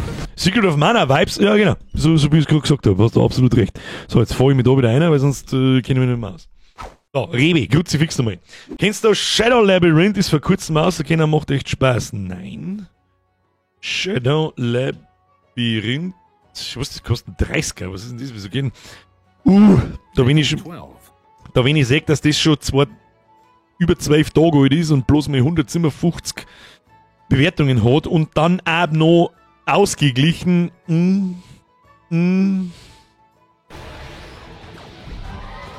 Oh, das schaut mir aus noch wie so ein Salt and Sanctuary Ding, bloß in super fast. Na, Elden Ring hat mir das letzte Mal oft nur in den Arsch spudet. Weißt du sehen, was es ist. Erinnert mich an Pokémon. Was ja, Pokémon ist dieselbe Ansicht. Das ist im Grunde ist es richtig, ja. Der Relic macht ein nice Deponia, aber als Survival Crafting muss man sich anschauen. Kann ja auch was gut sein. Ja, da kommt doch auch ein Game, wo man mit dem Zug durch die Gegend fährt, den selber zusammenbauen muss. Ich weiß leider dann gerade den Namen nicht. Da gibt's auch ein Horrorspiel, was ich schon seit 3 Jahren vor mir herschiebe. Da wo du irgendeinen Zug, du bist in irgendeinem Zug drin und die verfolgt der Riesenspinn, die ausschaut wie ein Zug. Das völlig absurd ausschaut, aber eigentlich gar nicht so schlecht sein soll. Ich würde dir sehr gerne Atomic Heart ans Herz legen als Lückenfüller. Das Problem mit Atomic...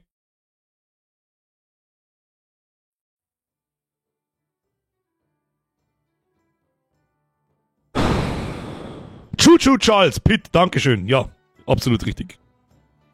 Ja, Ebner! Du wirst die Finger brumseln.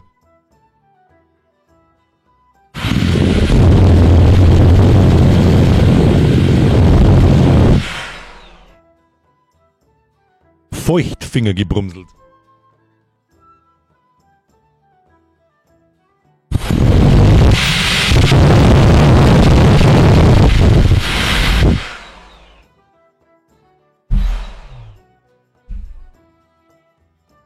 Herr Ebner, für die Urlaubskasse! Kassa! Damit weiß ich automatisch, dass du aus Österreich bist, auch wenn ich es nicht fertig gelesen habe. Schöne Grüße aus Österreich!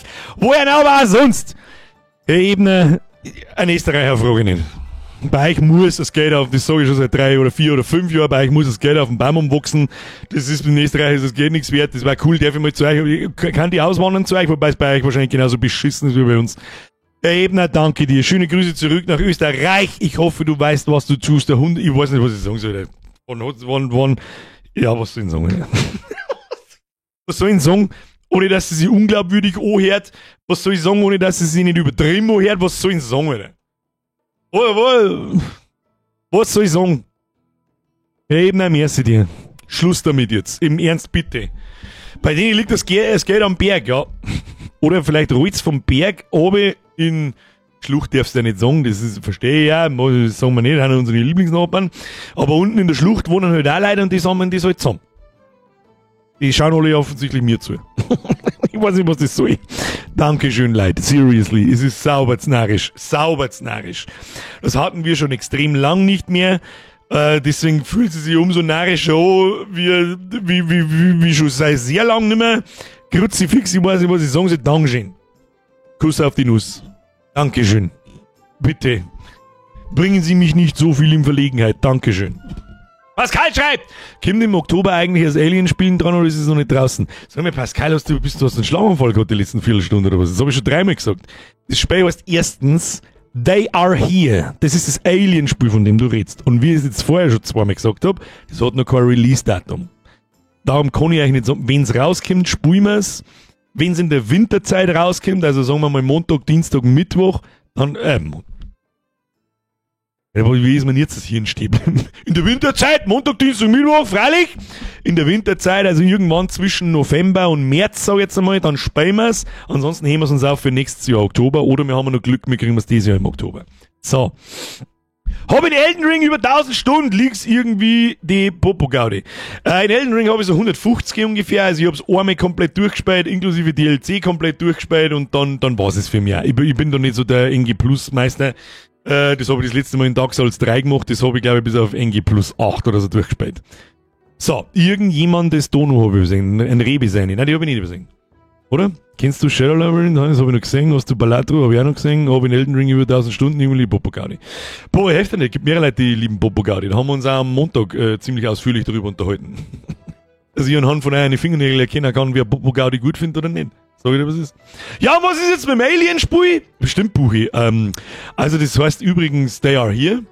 Und es ist für den Oktober natürlich geplant, aber dafür muss es rauskommen. Ja, es hat aber leider noch kein Release-Datum. Das kommt aber dann, das spielen wir dann in der Winterzeit zwischen Montag und Mittwoch. Mein Maika hat eigentlich schon mal wegen die Alien-Spiele gefragt. Also mein Maika, nochmal auch für die, damit's der Hanuta! So nicht, Alter. Das kannst du vergessen, dass ich hier da. Jetzt pass auf, ich suche jetzt, Alter, die Listen ist lang. Nudelbox mit Händchen sponsort! Ich hoffe, das ist die Donation, die ich übersehen. Nudelbox mit Händchen sponsort. Das verstehen nur ich, sie und vielleicht nur Handvoll Leute im Discord. Haben eigentlich da herin alle im Discord? Na, das ist WhatsApp, bloß in gut. Was ist denn da jetzt wieder los? ProGamer HD Schnecke. Was jetzt? Schnecke oder ProGamer? Oder HD? Oder WA? Was ist da los? Schneckerl, ich weiß nicht, ob ich da jetzt mit Kormo, der nicht 5 vor Pralin Squad ist, nennt sich in seinem Namen Schnecke. Darum gehe jetzt einfach davon aus, du bist Mrs. Progamer, Rin HD. Ja? Schreibe es bitte in den normalen Chat hinein. Welcome to the Squad, Kuss auf die Nuss. Speziell Frauenzuwachs freut mich immer, weil in einer Gaming-Community sind einfach Frauen extrem selten.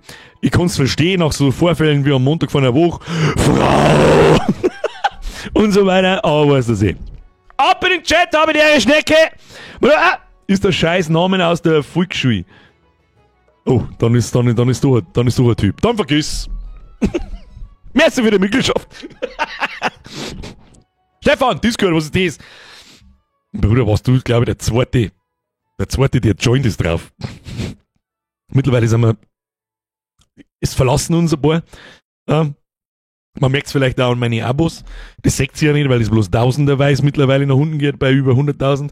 Aber seit über einem Jahr, also seit über 2 Jahren, seitdem ich, und haben wir das gemacht, dass wir mir die Streams auf online schalten. Und habe ihm gesagt, dass wir das deren, kann das jetzt vor 2 Jahren gewesen sein? Da wo wir Dave the Diver und so weiter gespielt haben, könnte das sein oder haben wir das im Oktober gemacht? Weiß ich nicht mehr, ist ja wurscht. Seitdem habe ich nur noch Minus-Abos. 100 im Monat. Also minus 1000 im Jahr ungefähr.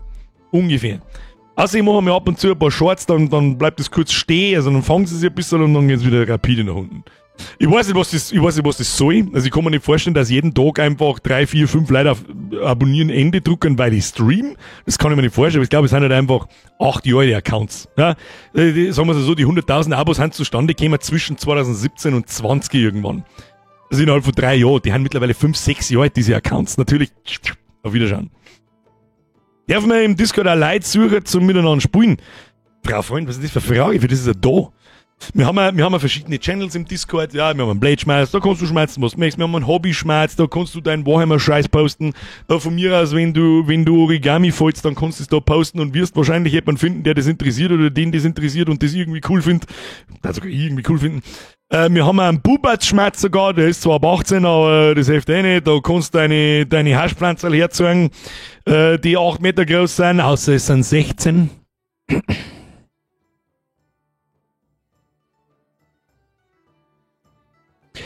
Wir haben einen Gaming-Schmerz, da kannst du immer mal reinfragen, hey, spielt das und das irgendjemand, musst halt wahrscheinlich nur ein paar Mal öfter machen, weil nicht jeder den ganzen Tag in den Gaming-Schmerz reinschaut, wartet, bis jemand schreibt, ob wir irgendwas spielen. Das ist halt das. Da wo ich dann halt so ein bisschen ein schlechtes Gewissen kriege, so mit, oh Mann, jetzt ist da echt jemand, der hat sich gefreut, wenn irgendjemand mit ihm irgendwas spielt und keiner reagiert drauf und nee, einfach nicht, ist halt so. Spielst du noch Creepy Tales? Da haben wir noch einen Teil, gell? Ja, kommt da irgendwann. Gern Schedule 1 Screenshots in Gaming oder Bubertschmerz. Stimmt, aber das ist mir so ein bisschen zwiegespalten, da wissen wir nicht, wohin damit. Weil meiner Birger, hast du den neuen Supermarkt Simulator Better Mart schon gesehen? Ist noch im Early Access, aber nach der Sommerpause war das bestimmt was für ein Stream. Nein, den habe ich noch nicht gesehen, aber das ist wahrscheinlich dieselbe Scheiße wie alle anderen auch, aber haben wir eh schon lange nicht mehr gespielt. Jetzt warte mal, Better Mart. Wieder 15 Euro fürs gleiche Spiel zum 8. Mal. Kommt auf die Wunschliste, schauen wir uns an. So, jetzt geht einmal jeder selber in sich und fragt sich, wann wir mir Supermarket Simulator gespielt haben mit der Community. Mit der Community. Ja, was ihr mitgespielt habt. Es kommt mir vor, als wäre es vor 3 oder 4 Monaten gewesen. Weißt du, wann das war? War das erste Spiel nach der letzten Sommerpause. Das war der erste Mittwoch letztes Jahr im September. Sehe ich da in meinem Stream-Spiele-Dingsbums-Plan. Absolut insane, wird Zeit vergeht. Das sage ich so oft, ich weiß, aber ich kann es selber nicht ganz fassen, dass heute der letzte Tag ist so. Ich kann es nicht fassen. Es war doch gerade Sommerpause. Nein! Wir haben ja jetzt halt gut, im Juni war ich mir eine Woche nicht da, aber von Januar bis heute durchgestreamt, sehr viele Freitage mitgenommen, was wir übrigens natürlich über den Winter auch wieder tun werden.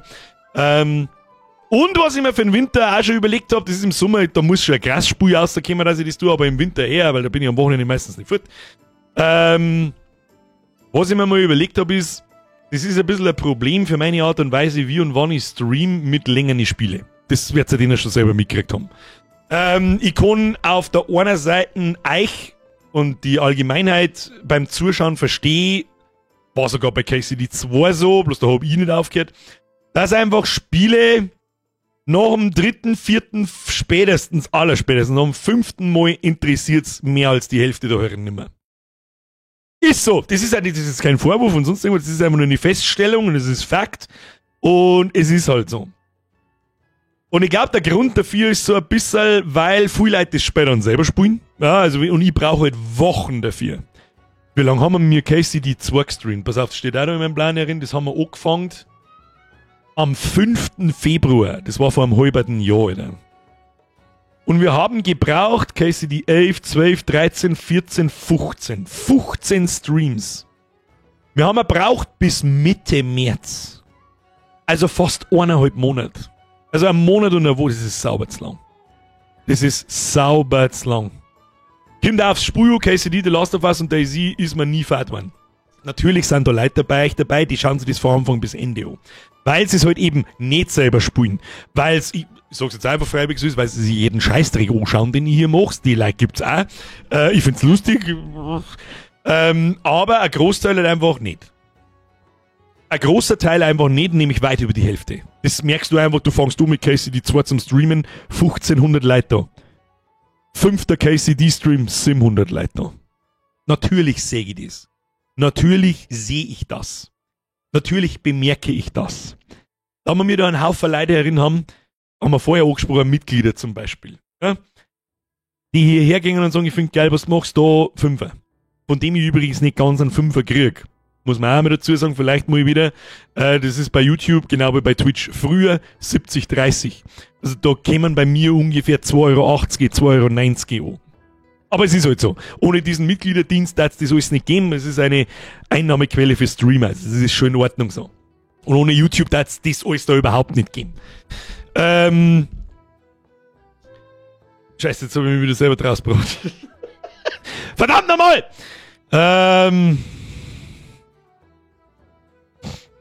Hans Dampf, niemand rechtfertigt sich hier drin, dass mir keine Donations geben werden können. Bist du des Irrsinns oder was? So, ja, genau. Was ich eventuell einführen wollen würde, wenn gute Spiele kämen. KCD war jetzt ein absolutes Ausnahmespiel. Da ist mir wurscht, und das Spiel dann von mir seit 2 Monaten, aber sowas kommt so schnell halt auch nicht mehr. Dass wenn zum Beispiel Spiele kämen wie, was nehmen wir jetzt da als Beispiel? Mal schauen. Verdammt, jetzt finde ich da in meiner Liste auf die Schnelle keins. Nehmen wir mal zum Beispiel The Last of Us 2. Ist ja wurscht, da haben wir es genauso gemacht. Da haben wir auch Wochen gebraucht, bis wir das durchgehauen haben. Da war GTA 6. Nehmen wir GTA 6. Oh, schöner Punkt. GTA 6. Sehr schön. Dankeschön. Warum komme ich da selber nicht drauf? Ich Vollidiot. Weil ich immer noch nicht glaube, dass das nächste Jahr kommt. Aber egal. Nehmen wir GTA 6. GTA 6. Wie eine Woche oder 2 Wochen, je nachdem, wie lange wir brauchen, zum Fulltime-Streamer. Sagen wir es, wie es ist. Wie das dann genau ausschaut, weiß ich noch nicht, aber wir werden erstens jeden Tag streamen und zweitens länger streamen. Das bedeutet, entweder ich fange früher an, ich habe ja einen ganzen Nachmittag Zeit, das ist aber halt irgendwie Bullshit, wenn ich kenne meine Community, wir haben alle relativ alt, wir sind ja keine 16-jährigen Kinder mehr, die in die Schule gehen, das hilft keiner Sau irgendwas, wenn ich um 2 Nachmittag zum Streamen anfange.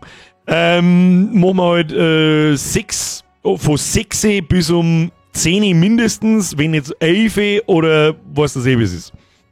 Oder einfach wirklich Gameplay ohne Schmerz nach dem Stream von 8 bis um 11, halb 12 und das jeden Tag. Montag, Dienstag, Mittwoch, Donnerstag, Freitag. Vielleicht sogar Samstag. Vielleicht auch sogar Sonntag. Weniger Pläne im Vollzeit-Stream schon die Stimme. Das haben wir in Diablo gelernt, ja. Da habe ich schon um 8 in der Früh zum Streamen angefangen. Oder wie alt war's da? Wie spät war's da? Weiß ich nicht mehr. Aber ziemlich in der Früh, das war glaube ich von Montag bis Mittwoch. Oder wie lange haben wir da gestreamt? Nein, von Freitag, Samstag, Sonntag, Montag, Dienstag und am Mittwoch bin ich dann in den Urlaub gefahren. Irgendwie so. Ist ja vollkommen wurscht. Weniger Pläne, solange du dich damit nicht selber ausbrennst, nein. Wenn's Spiel gut ist, nicht. Aber dass dann vielleicht einmal eine Woche Pause ist und dann gar kein Stream kommt, das kann natürlich passieren. Oder bloß einer. Oder wie auch immer. Aber GTA 6, da kannst du mal Gift draufnehmen, dass man, also das ist halt in 15 Stunden nicht erledigt. Das weiß ich jetzt schon. Also das ist ja klar. Und damit man nicht wieder, angenommen, das kommt im November raus, damit man nicht wieder bis Januar brauchen, inklusive einer Pause dazwischen, nimmt man sich eine Spiele und wir und prügeln die durch auf eine Woche. Ja? Vor allem, weil es auch, ich sage mal, das kann halt auch aus der neue Leute in die Community hereinholen. Weil ganz ehrlich, wenn ich KCD 2 interessiert, genau eine Woche lang. Interessiert in der Online-Welt genau eine Woche. Vielleicht noch, wenn es outraging good ist, 1,5 bis 2 Wochen. Bei GTA 6 bin ich mir ziemlich sicher, dass das länger anhält, egal ob es gut oder schlecht ist, dass darüber geredet wird, dass Interesse da ist und so weiter und so fort. Aber nach 2 Monaten interessiert es wahrscheinlich auch keinen mehr. Was will man? Mehrer Stream, mehrer gut. Ja, verschreit es mir nicht, Rick. Das hat schon einen Grund, warum ich seit 8 Jahren, beziehungsweise 6 Jahren, das hier bloß 2 bis 3 Mal in der Woche mache. Und nicht 8 Stunden am Stück, sondern bloß 2 bis 3 Stunden am Stück. Hört sie jetzt einmal auf, währenddessen die Sachen verzeihe einer zum Scheißen! Verdammt nochmal! Herr Ebner! Ich will ja nichts sagen, aber ich bin 20 und schau dir auch gern. Der Körper sagt halt 60, aber mein Alter nicht. Was? Ich sag's mit 20 schon, oder? Mit 20 habe ich 4 Tage hintereinander gesucht und bin in den Dorf gegangen. Was ist denn da los? Herr Ebner, merci dir. Schluss damit. Stefan, merci wieder neu. Freitag muss ab 14 Uhr. Da kann man uns eventuell dann drüber unterhalten. Ja. Freitag muss ich nämlich auch gar nicht arbeiten. Herr Rewe, bin dahin, muss man wieder dein Urlaubsgeld verdienen. Habe die Ehre noch einen schönen Streambürger und Chat. Oh, das war vor 8 Minuten. Herr Rewe, ich habe Sie übersehen.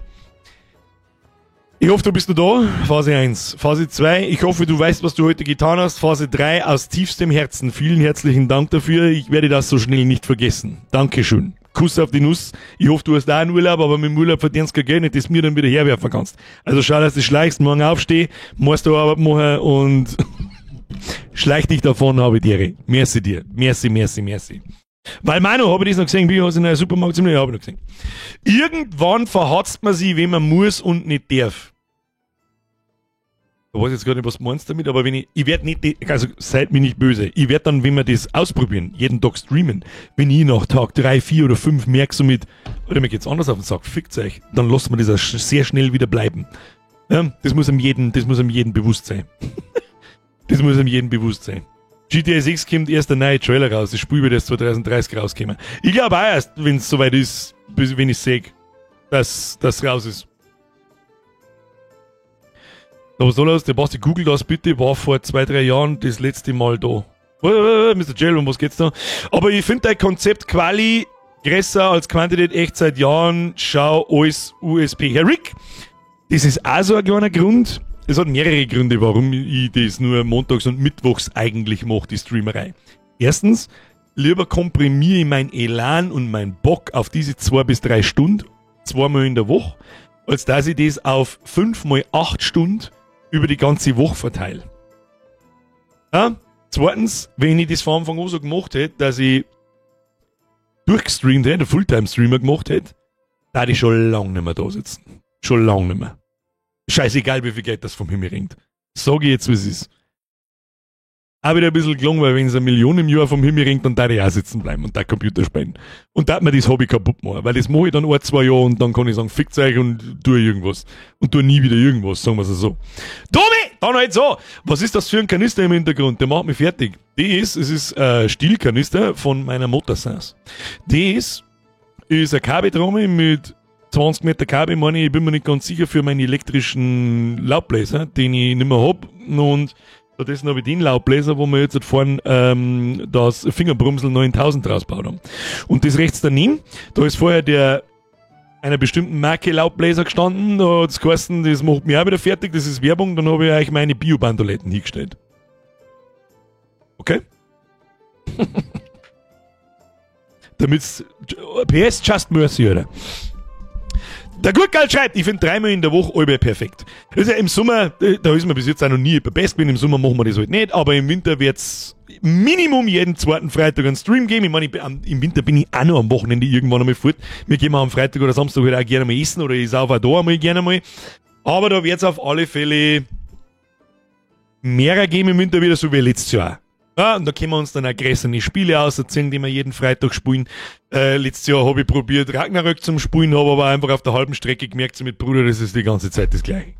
Ich verstehe nicht, wo der Hype um das Spiel herkommt. Und es ist genau das passiert. Genau das passiert, was ich nach der Beendigung von Teil 1 gepredigt habe.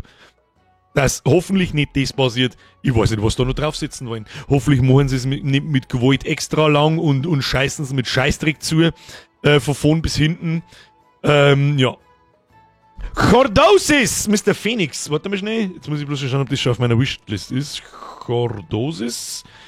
Jetzt ist es nicht bei.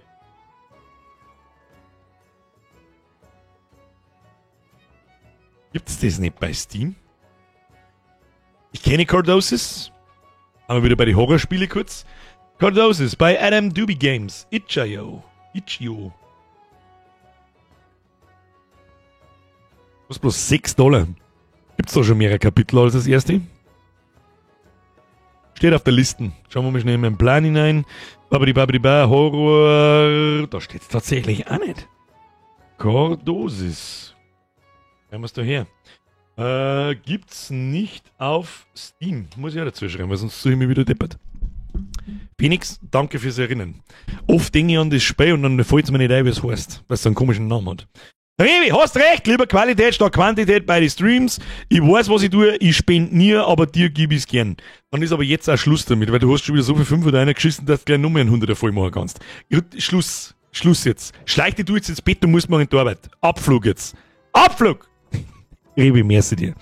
Birger, hast du dir mal Roadside Research angeschaut? Nein, kenne ich nicht. Kommen wir mal wieder Cappies oder war das damals so eine einmalige Sache? PS, schönen Urlaub schon mal.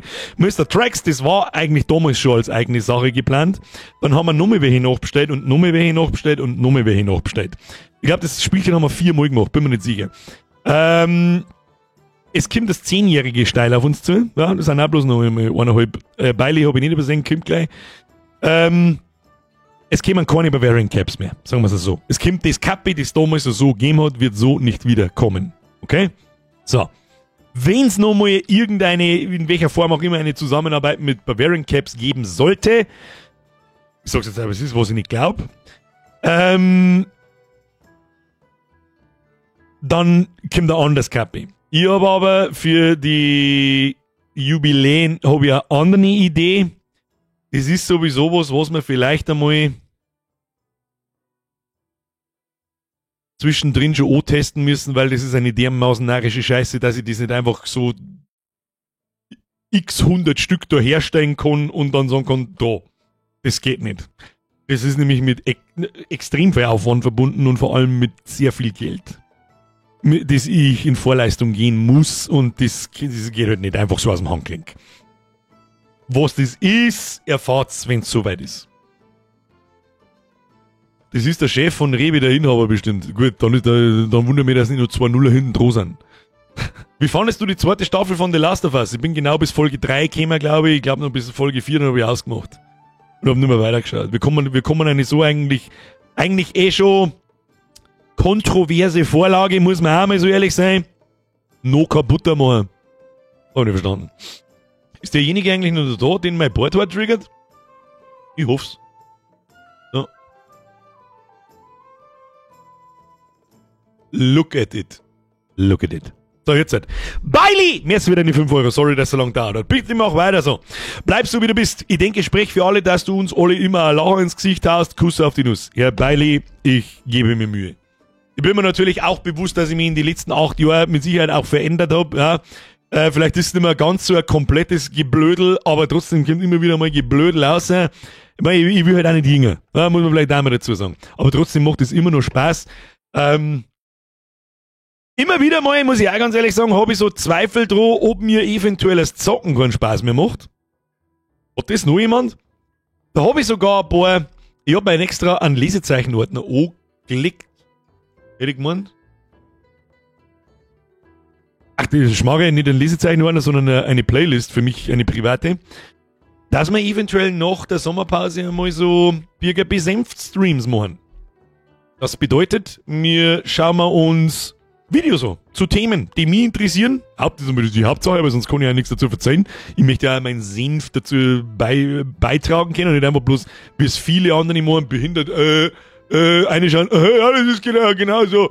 Sondern ich möchte da im Prinzip den Content dann verwursteln zu meiner Geschichte. Und da habe ich zum Beispiel ein paar so Videos drin. Macht Spielen keinen Spaß mehr? Wären wir mir zu alt? Wären wir älter oder haben Spiele einfach scheiße? Und so weiter und so fort. Und das ist so das erste Thema, mit dem ich da mal hineinschmecken möchte. Und ja, hab oft keinen Bock aufs Zocken. Geht mir mittlerweile auch so. Und ich versuche zu ergründen, warum das so ist. Und natürlich komme ich dann immer wieder mehr auf den Gedanken, wirst vielleicht wirklich zu alt? Keine Ahnung. Na, wie nicht. Weil dann entdecke ich zum Beispiel gestern sowas wie The King is Watching und ich verkackt 10 Stunden, zack, und ich denke so, wann die jetzt hinkommen? Dann denke ich gerade einmal zurück, vor 7 Monaten ist Path of Exile 2 rausgekommen, letztes im Dezember. Das habe ich bis in Januar, 4 Wochen lang, habe ich das gespielt. Und habe wirklich 4 Wochen komplett durch. Und habe, wo ist denn? Wo ist PoE 2? 208,5 Stunden in 4 Wochen in das Spiel reingeschissen. Ich habe nichts anderes da. Ich habe nichts anderes getan. Und, was auch noch so ein bisschen dazu kommt, damit man zumindest einmal, eigentlich mag ich gar nicht drüber reden, weil sonst registrieren sie bloß wieder Leute und so weiter. Ich habe Annex nicht vergessen. Ja? Bloß ich habe in der Zeit, wo ich drüber geredet habe, im April, Mai und vor allem Juni, dermaßen in das mein eigenes Spiel übrigens, dermaßen in das Spiel reingesuchtet, dass ich schon wieder, wie letztes Jahr bei Wimp, links, rechts, oben und mein Leben, ich meine es ernst, mein Leben, meine Arbeit, den Stream, meine Frau, meine Viecher, mein Haus, mein Garten. Ja, und das ist nicht gut. Das ist nicht gut. Das, was ich da damit kaputt mache, wird mir dieses Spiel nie mehr wieder einbringen. Ob in Begeisterung von Leuten beim Spielen oder finanziell oder wie auch immer. Darum, der Server ist zahlt, Domain ist zahlt, bis nächstes Jahr im April irgendwann. Bis dahin läuft es dahin. Und ob ich über den Winter so weiterkomme, dass ich ein Video dazu mache, auch mit so, und jetzt rein und Beta-Test und dann richtig und dann, dass man vielleicht auch ein bisschen was damit verdienen kann, weil da stecken so viele 1000 Stunden Arbeit drin, das möchte ich überhaupt nicht wissen, etc., etc., etc. Ich wollte nur die Leute beruhigen, die da sehr viel Zeit schon wieder eingeschissen haben seit 3 Monaten. Okay? So. Der Buch schreibt, ja, kenne ich aber auch, das taucht aber manchmal auf, dass die Fünfer halt dann Wochen nur zur Show dasteht. Irgendwann packt es mich dann wieder komisch. Es liegt nur an den Spielen. Es hat sich, also ist meine Meinung, da können wir aber, das machen wir dann in die besänft Streams. Was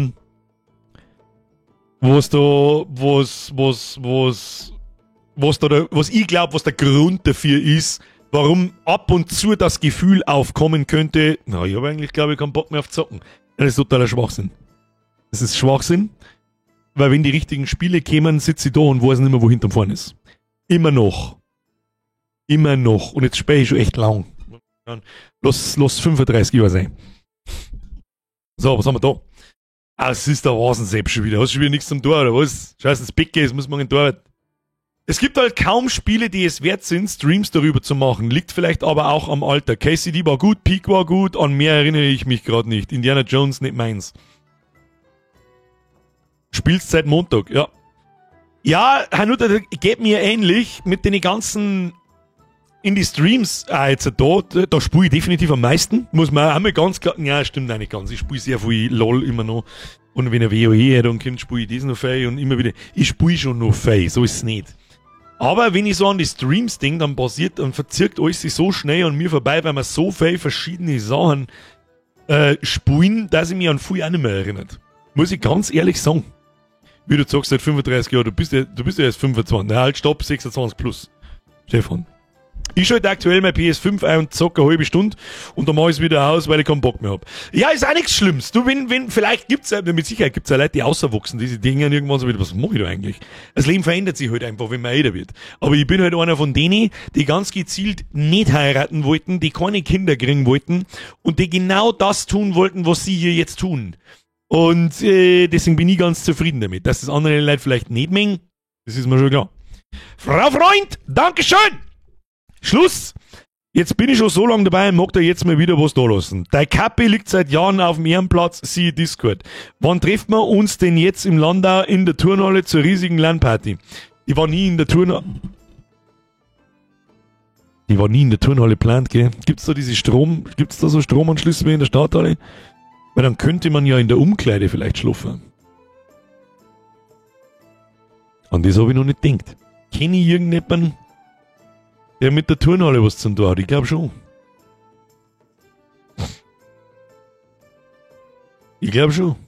Vielleicht soll man dieses Thema, vielleicht wird das auch als 10-jährige Jubiläumsfestival.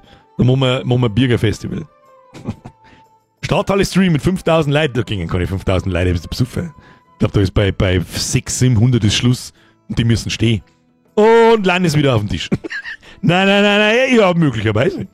An die Turnhalle. Wir haben, glaube ich, damals schon über die Turnhalle spekuliert dann. Wir haben eine Dreifach-Turnhalle, da darf das auch locker alles gehen.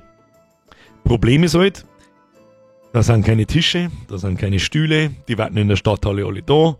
Halt, stopp, Tische hätte man gar nicht braucht. Man hätte bloß die Stühle braucht. Man kann ja vielleicht fragen, ob man in der Stadthalle sich die Stühle ausleihen kann am Wochenende. Die schwarzen Bierbingen gewesen, das war alles noch organisiert, aber ob der Strom das hergibt da unten, weiß ich nicht, das ist nicht für Veranstaltungen gedacht eigentlich. Beni Schumi, bevor dicht und ergreifend bei mir Headliner macht, zünd die lieber Dreifach-Turnhalle an. Hab mir gestern einen Rechner um 3.400 € gekauft und ich find's geil, mit 300 FPS durch KF3 zu metzeln, WoW vorher 30 bis 40 FPS mit einer 2070 Ti, jetzt habe ich eine 5080 mit 64 GB RAM etc.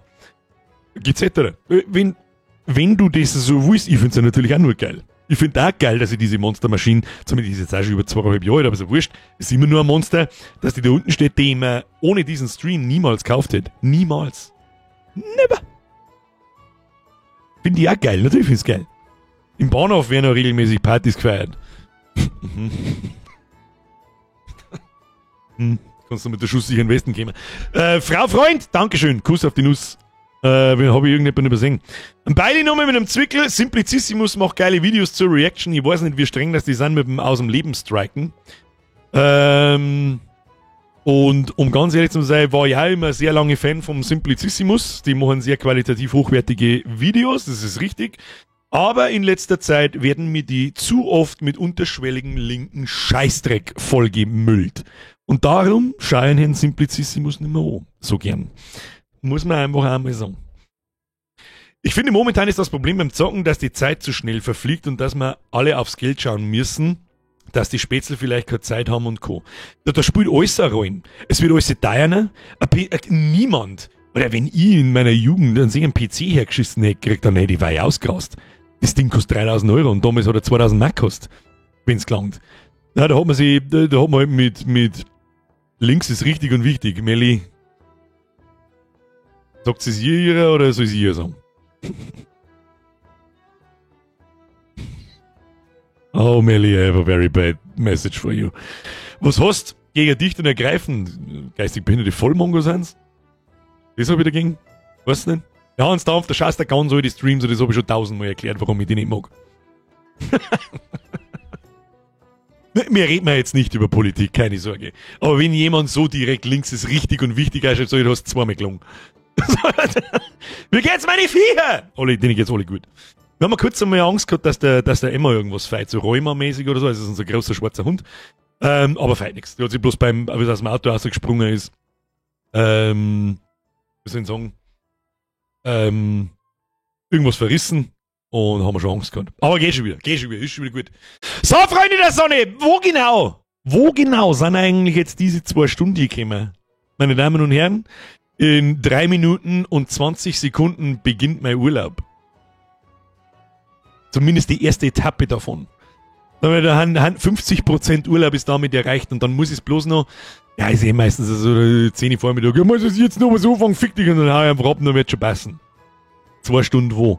So, Herr Bahako noch schnell, merci für 24 Monate, have a great summer und bis zur neuen Season. Herr Bahako, Kuss auf die Nuss, merci für 24 Monate und überhaupt und sowieso und für deinen grandiosen Bierger-Oscar übrigens in dieser Season. Der Nickel, den habe ich auch komplett übersehen, ich hoffe, du bist mir nicht best. Servus benannt an den Haufen Bergschof. Der Nickel, merci für den 10er, Schluss jetzt. Freunde der Sonne!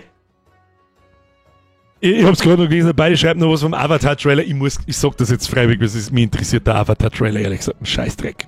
Der letzte Film war so schlecht, dass ich in Dosen scheiße und ich glaube, der 3. Teil wird nicht recht viel besser. Da mag ich nicht mehr einen Trailer sehen. Das Einzige, was mich ein bisschen ärgert, ist, dass wir da nicht drüber geredet haben, ist, und das hört sich jetzt echt unglaubwürdig erstmal an, aber alles, außer den offiziellen Trailer davon, alles, was ich bis jetzt von Battlefield 6 gesehen habe, dessen Multiplayer-Reveal übrigens morgen kommt. Hab schon kurz überlegt, ob wir da kurz einen Stream einschalten sollten. Schaut richtig gut aus. Und währenddessen ich das sage, läuft's mir eiskalt am Bugel ab, weil ich es nicht glauben kann. Wer vorbesteht, ist ein geistig Behinderter. Ja? Okay. Was kommt morgen? Der Multiplayer-Reveal-Trailer von Battlefield 6. Und es gibt da schon ein paar geleakte Alpha-Footages. Ja, kannst auf YouTube einfach mal Battlefield 6 Gameplay eingeben. Und wenn ich mir das so anschaue, dann habe ich das Gefühl, kriegen wir mir ein modernes Kind von Battlefield 3 und 4. Und alles, was zwischen Battlefield 4 und Battlefield, oder noch Battlefield 4 und vor Battlefield 2042, oder wie es auch immer geheißen hat, passiert ist, scheint sich in Luft aufzulösen. Und wenn es wirklich so schlau sind, dass das deren keine behinderten Skins, wo ich mit als Ninja Turtle Shredder oder Nicki Minaj umeinander laufe. Keine behinderten Battle Passes. Natürlich wird es Battle Passes geben und so weiter. Das ist mittlerweile eh schon Standard. Aber gib mir einfach ein halbwegs authentisches Battlefield, so wie es früher war, wo nicht jeder mit einem pinken Clown umeinander läuft und lass mich fliegen, ballern, panzern und keine Ahnung was. Dann bin ich sowas von da drin, das schäbert. Und man munkelt, die Open Beta davon beginnt Anfang August. Um genau zu sein, am 3. glaube ich oder so. Wir werden sehen. Das finden wir morgen aus. Da werden wir uns im Discord wahrscheinlich auch mal kurz hören. Hab ich das gefällt. Wir hören uns sowieso den ganzen August im Discord, weil es da draußen nur pisst. Was soll ich denn dann machen? Ich darf gerne meinen Garten herrichten. Kann ich nicht. Hab eine nagelneue Terrasse da, kann ich nicht herrichten und nicht hernehmen. Aber Hauptsache der Pool steht draußen, in dem ich schon einmal drin war dieses Jahr. Klasse, Bürger. Richtig gut gemacht. Also, der Höllensommer. Kommt wahrscheinlich davon, dass wir alle so viel CO2-Steuer zahlen jetzt. So, Schluss mit Politik. Der Nuvius, merci wieder eure Bürgerliste vom kleinen Wunder, kommt im Chat fix. Ich hab keine Zeit jetzt, lass mich in Ruhe, ich hab jetzt Urlaub. So, Schluss jetzt.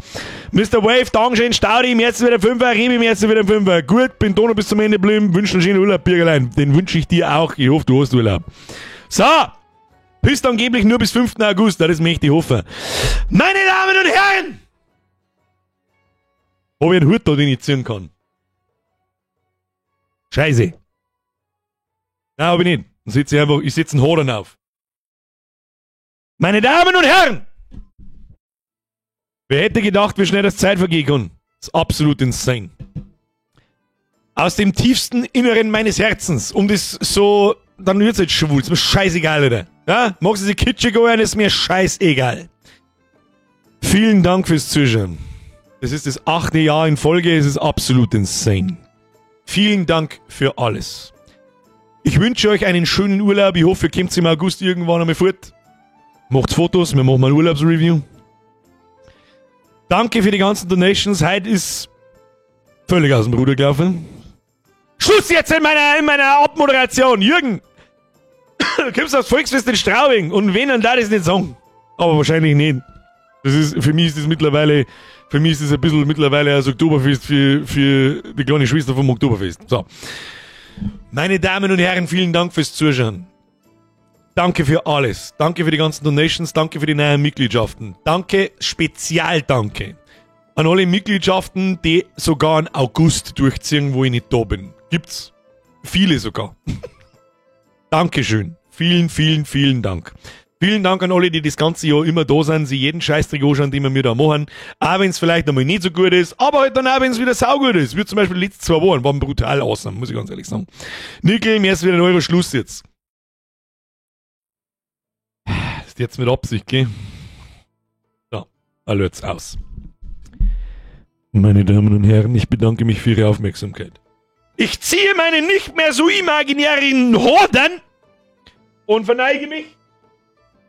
Es ist mir auch 8 Jahre später immer noch ein Fest, sie belustigen zu dürfen. Mich wundert es zwar, dass das nur immer irgendjemand lustig findet. Gut, ich muss es selber lachen. Und dann zeige ich euch den nochmal.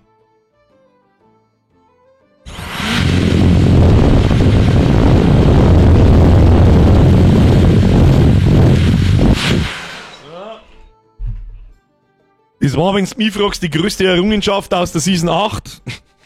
Der Gerät. Vielen Dank. Der Mike Riese schreibt Sommerpause-Video nicht vergessen und ich glaube, ich habe ein kleines Déjà-vu. Ich glaube, dieses Sommerpause, ich bin jetzt in der Sommerpause-Video, ist mir scheißegal, genauso wie letztes Jahr. Letztes Jahr habe ich nämlich auch keins gemacht. Ich sag's dir freiwillig, wie es ist. Wer die Streams nicht anschaut, den interessiert ja sowieso nicht, ob ich im Urlaub bin oder nicht. Jeden, den die Streams interessieren, der war halt kurz einmal da oder schaut sich das im Nachhinein an, der weiß, dass ich einen Monat nicht weg bin. Und erst am 1. September wiederkomme. Meine Damen und Herren, ich komme am 1. September in alter Frische. 20 Uhr. Haben wir gleich den nächsten Blätschmerz rein und dann schauen wir mal, was im Urlaub so war. Vielleicht nehmen wir auch ein paar Fotos wieder mit, wenn wir selber machen und was es ist. Dankeschön für fucking everything. Und jetzt schleicht euch davon. Jetzt muss ich mich noch mal kurz so hersitzen und muss kurz den Moment fassen, so. Das ist immer so der erste Schritt. Der eine Fuß ist schon im Urlaub, der zweite kommt morgen. Das ist nämlich immer das Beste vor dem Urlaub, vor dem Urlaubszeit ist die beste Urlaubszeit. Oh.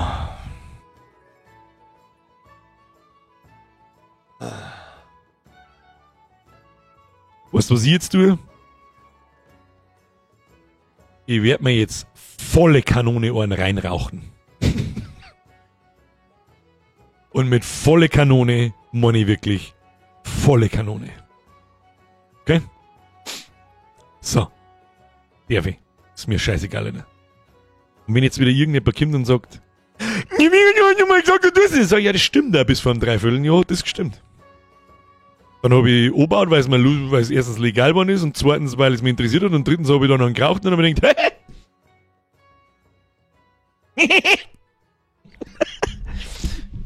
Hashtag Bubat Squad. Hat sich eine. Trotzdem kann man saufen und rauchen gleichzeitig. Ich hab schon ein paar Mal ausprobiert. Der hat sogar ziemlich gut hin. Ich check zwar dann hinten, vorn und oben und unten auch nichts mehr, aber das ist vollkommen wurscht. So. Habt eine schöne Zeit. Ich hoffe, wir sehen uns am 1. September wieder. Vielen Dank fürs Zuschauen. Danke fürs Liken. Danke fürs Beteiligen im Chat. Danke für die ganzen verfickten Donations, Alter, das war halt wieder völliger Irrsinn. Danke für die Resubs, danke fürs Mitgliedsein über teilweise 6 Jahre. Und auch wenn es bloß seit 2 Wochen dabei bist oder seit einer Stunde, das halte ich sowieso für absolut irrsinnig, wenn man weiß, er ist einen Monat nicht da und macht dann eine Mitgliedschaft für einen Monat. Das ist irgendwie absurd. Ich hoffe, ihr seid nach einem Monat immer noch da. Dankeschön für eure Loyalität. Vielen Dank für alles. Mir, Freunde der Sonne, sehen wir uns am 1. September 20 Uhr. Dankeschön. Schleicht euch.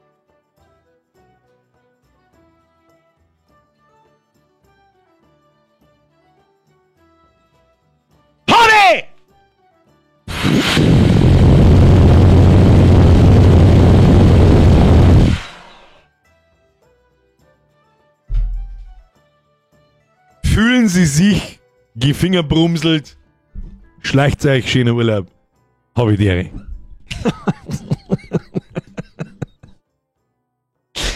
Was haben wir für einen Sprengi? Haben wir für einen Sprengi irgendwas da? Halt, stopp! Ich bin noch nicht fertig. Nein, halt, stopp! Ich bin noch nicht fertig. Ich hab noch nicht gesagt, was ich dieses Jahr zum 8. Mal in Folge probiere. Was probieren normalerweise jetzt mal im Urlaub? Dass ich von dem Kasten wegkomme. Gut, das kann man sowieso abschminken. Das hat sowieso nicht die vor allem wenn es alle 2 Minuten 800 Quadratkilometer pisst. Aber im Urlaub versuche ich jedes Jahr ein Buch zu lesen.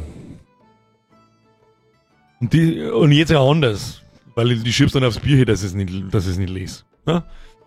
Es gibt so 3 Bücher, glaube ich, die sollte man gelesen haben. Das eine ist die Schatzinsel. Das zweite ist, was ist das mit der Nautilus? 20.000 Meilen unter dem Meer? Jules Verne.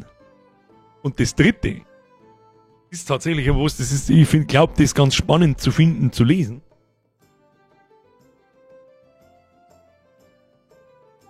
Die Originalversion davon. Ich hoffe nur schwer, dass es nicht so ganz furchtbar alt geschrieben ist, dass sie nach 2 Seiten schon wieder aufgibt, dass sie liest wie die Bibel. Wir werden sehen. Ich werde mir Mühe geben und vielleicht schaffe ich es diesmal. Haben auch gar nicht so unfassbar viele Seiten diesmal, es haben bloß 250, oder? Also wenn ich es nicht schaffe, 250 verfickte Seiten zum Lesen, dann muss ich es bleiben lassen. Weil Mano, ja, ganz ehrlich, ja, weil Mano, eigentlich um Mitschmerzen zu kennen, sollte man es gelesen haben. Und nicht jetzt, weil irgendjemand ein Supernazi ist oder sonst irgendeinen Scheiß, sondern einfach zum Wissen, was hat denn der eigentlich geschrieben, anstatt dass ich einfach, nicht weil ich sonst vielleicht außer finde, dass ist ja gar nicht so schlimm, was er da geschrieben hat, sondern ich möchte wissen, was er sich denkt hat dabei. Ich möchte wissen, wie kaputt dieser Typ war. Oh, jetzt wieder irgendeinen Scheißdreck abschweif. Schleicht euch! Hab ich die Ehre! So, was hört man am Sprengi für einen Scheiß? Da, ist der Sprengi überhaupt da? Sprengi habe ich überhaupt nicht gelesen. So, jetzt schaut's, dass euch schleicht. Merci für alles, ist schöner Urlaub. Verpisst euch. Grüezi fix nochmal 1. September. Hier, Robinson. Tschüss dann. Geiler Name, Robinson. Robinson, tschüss dann.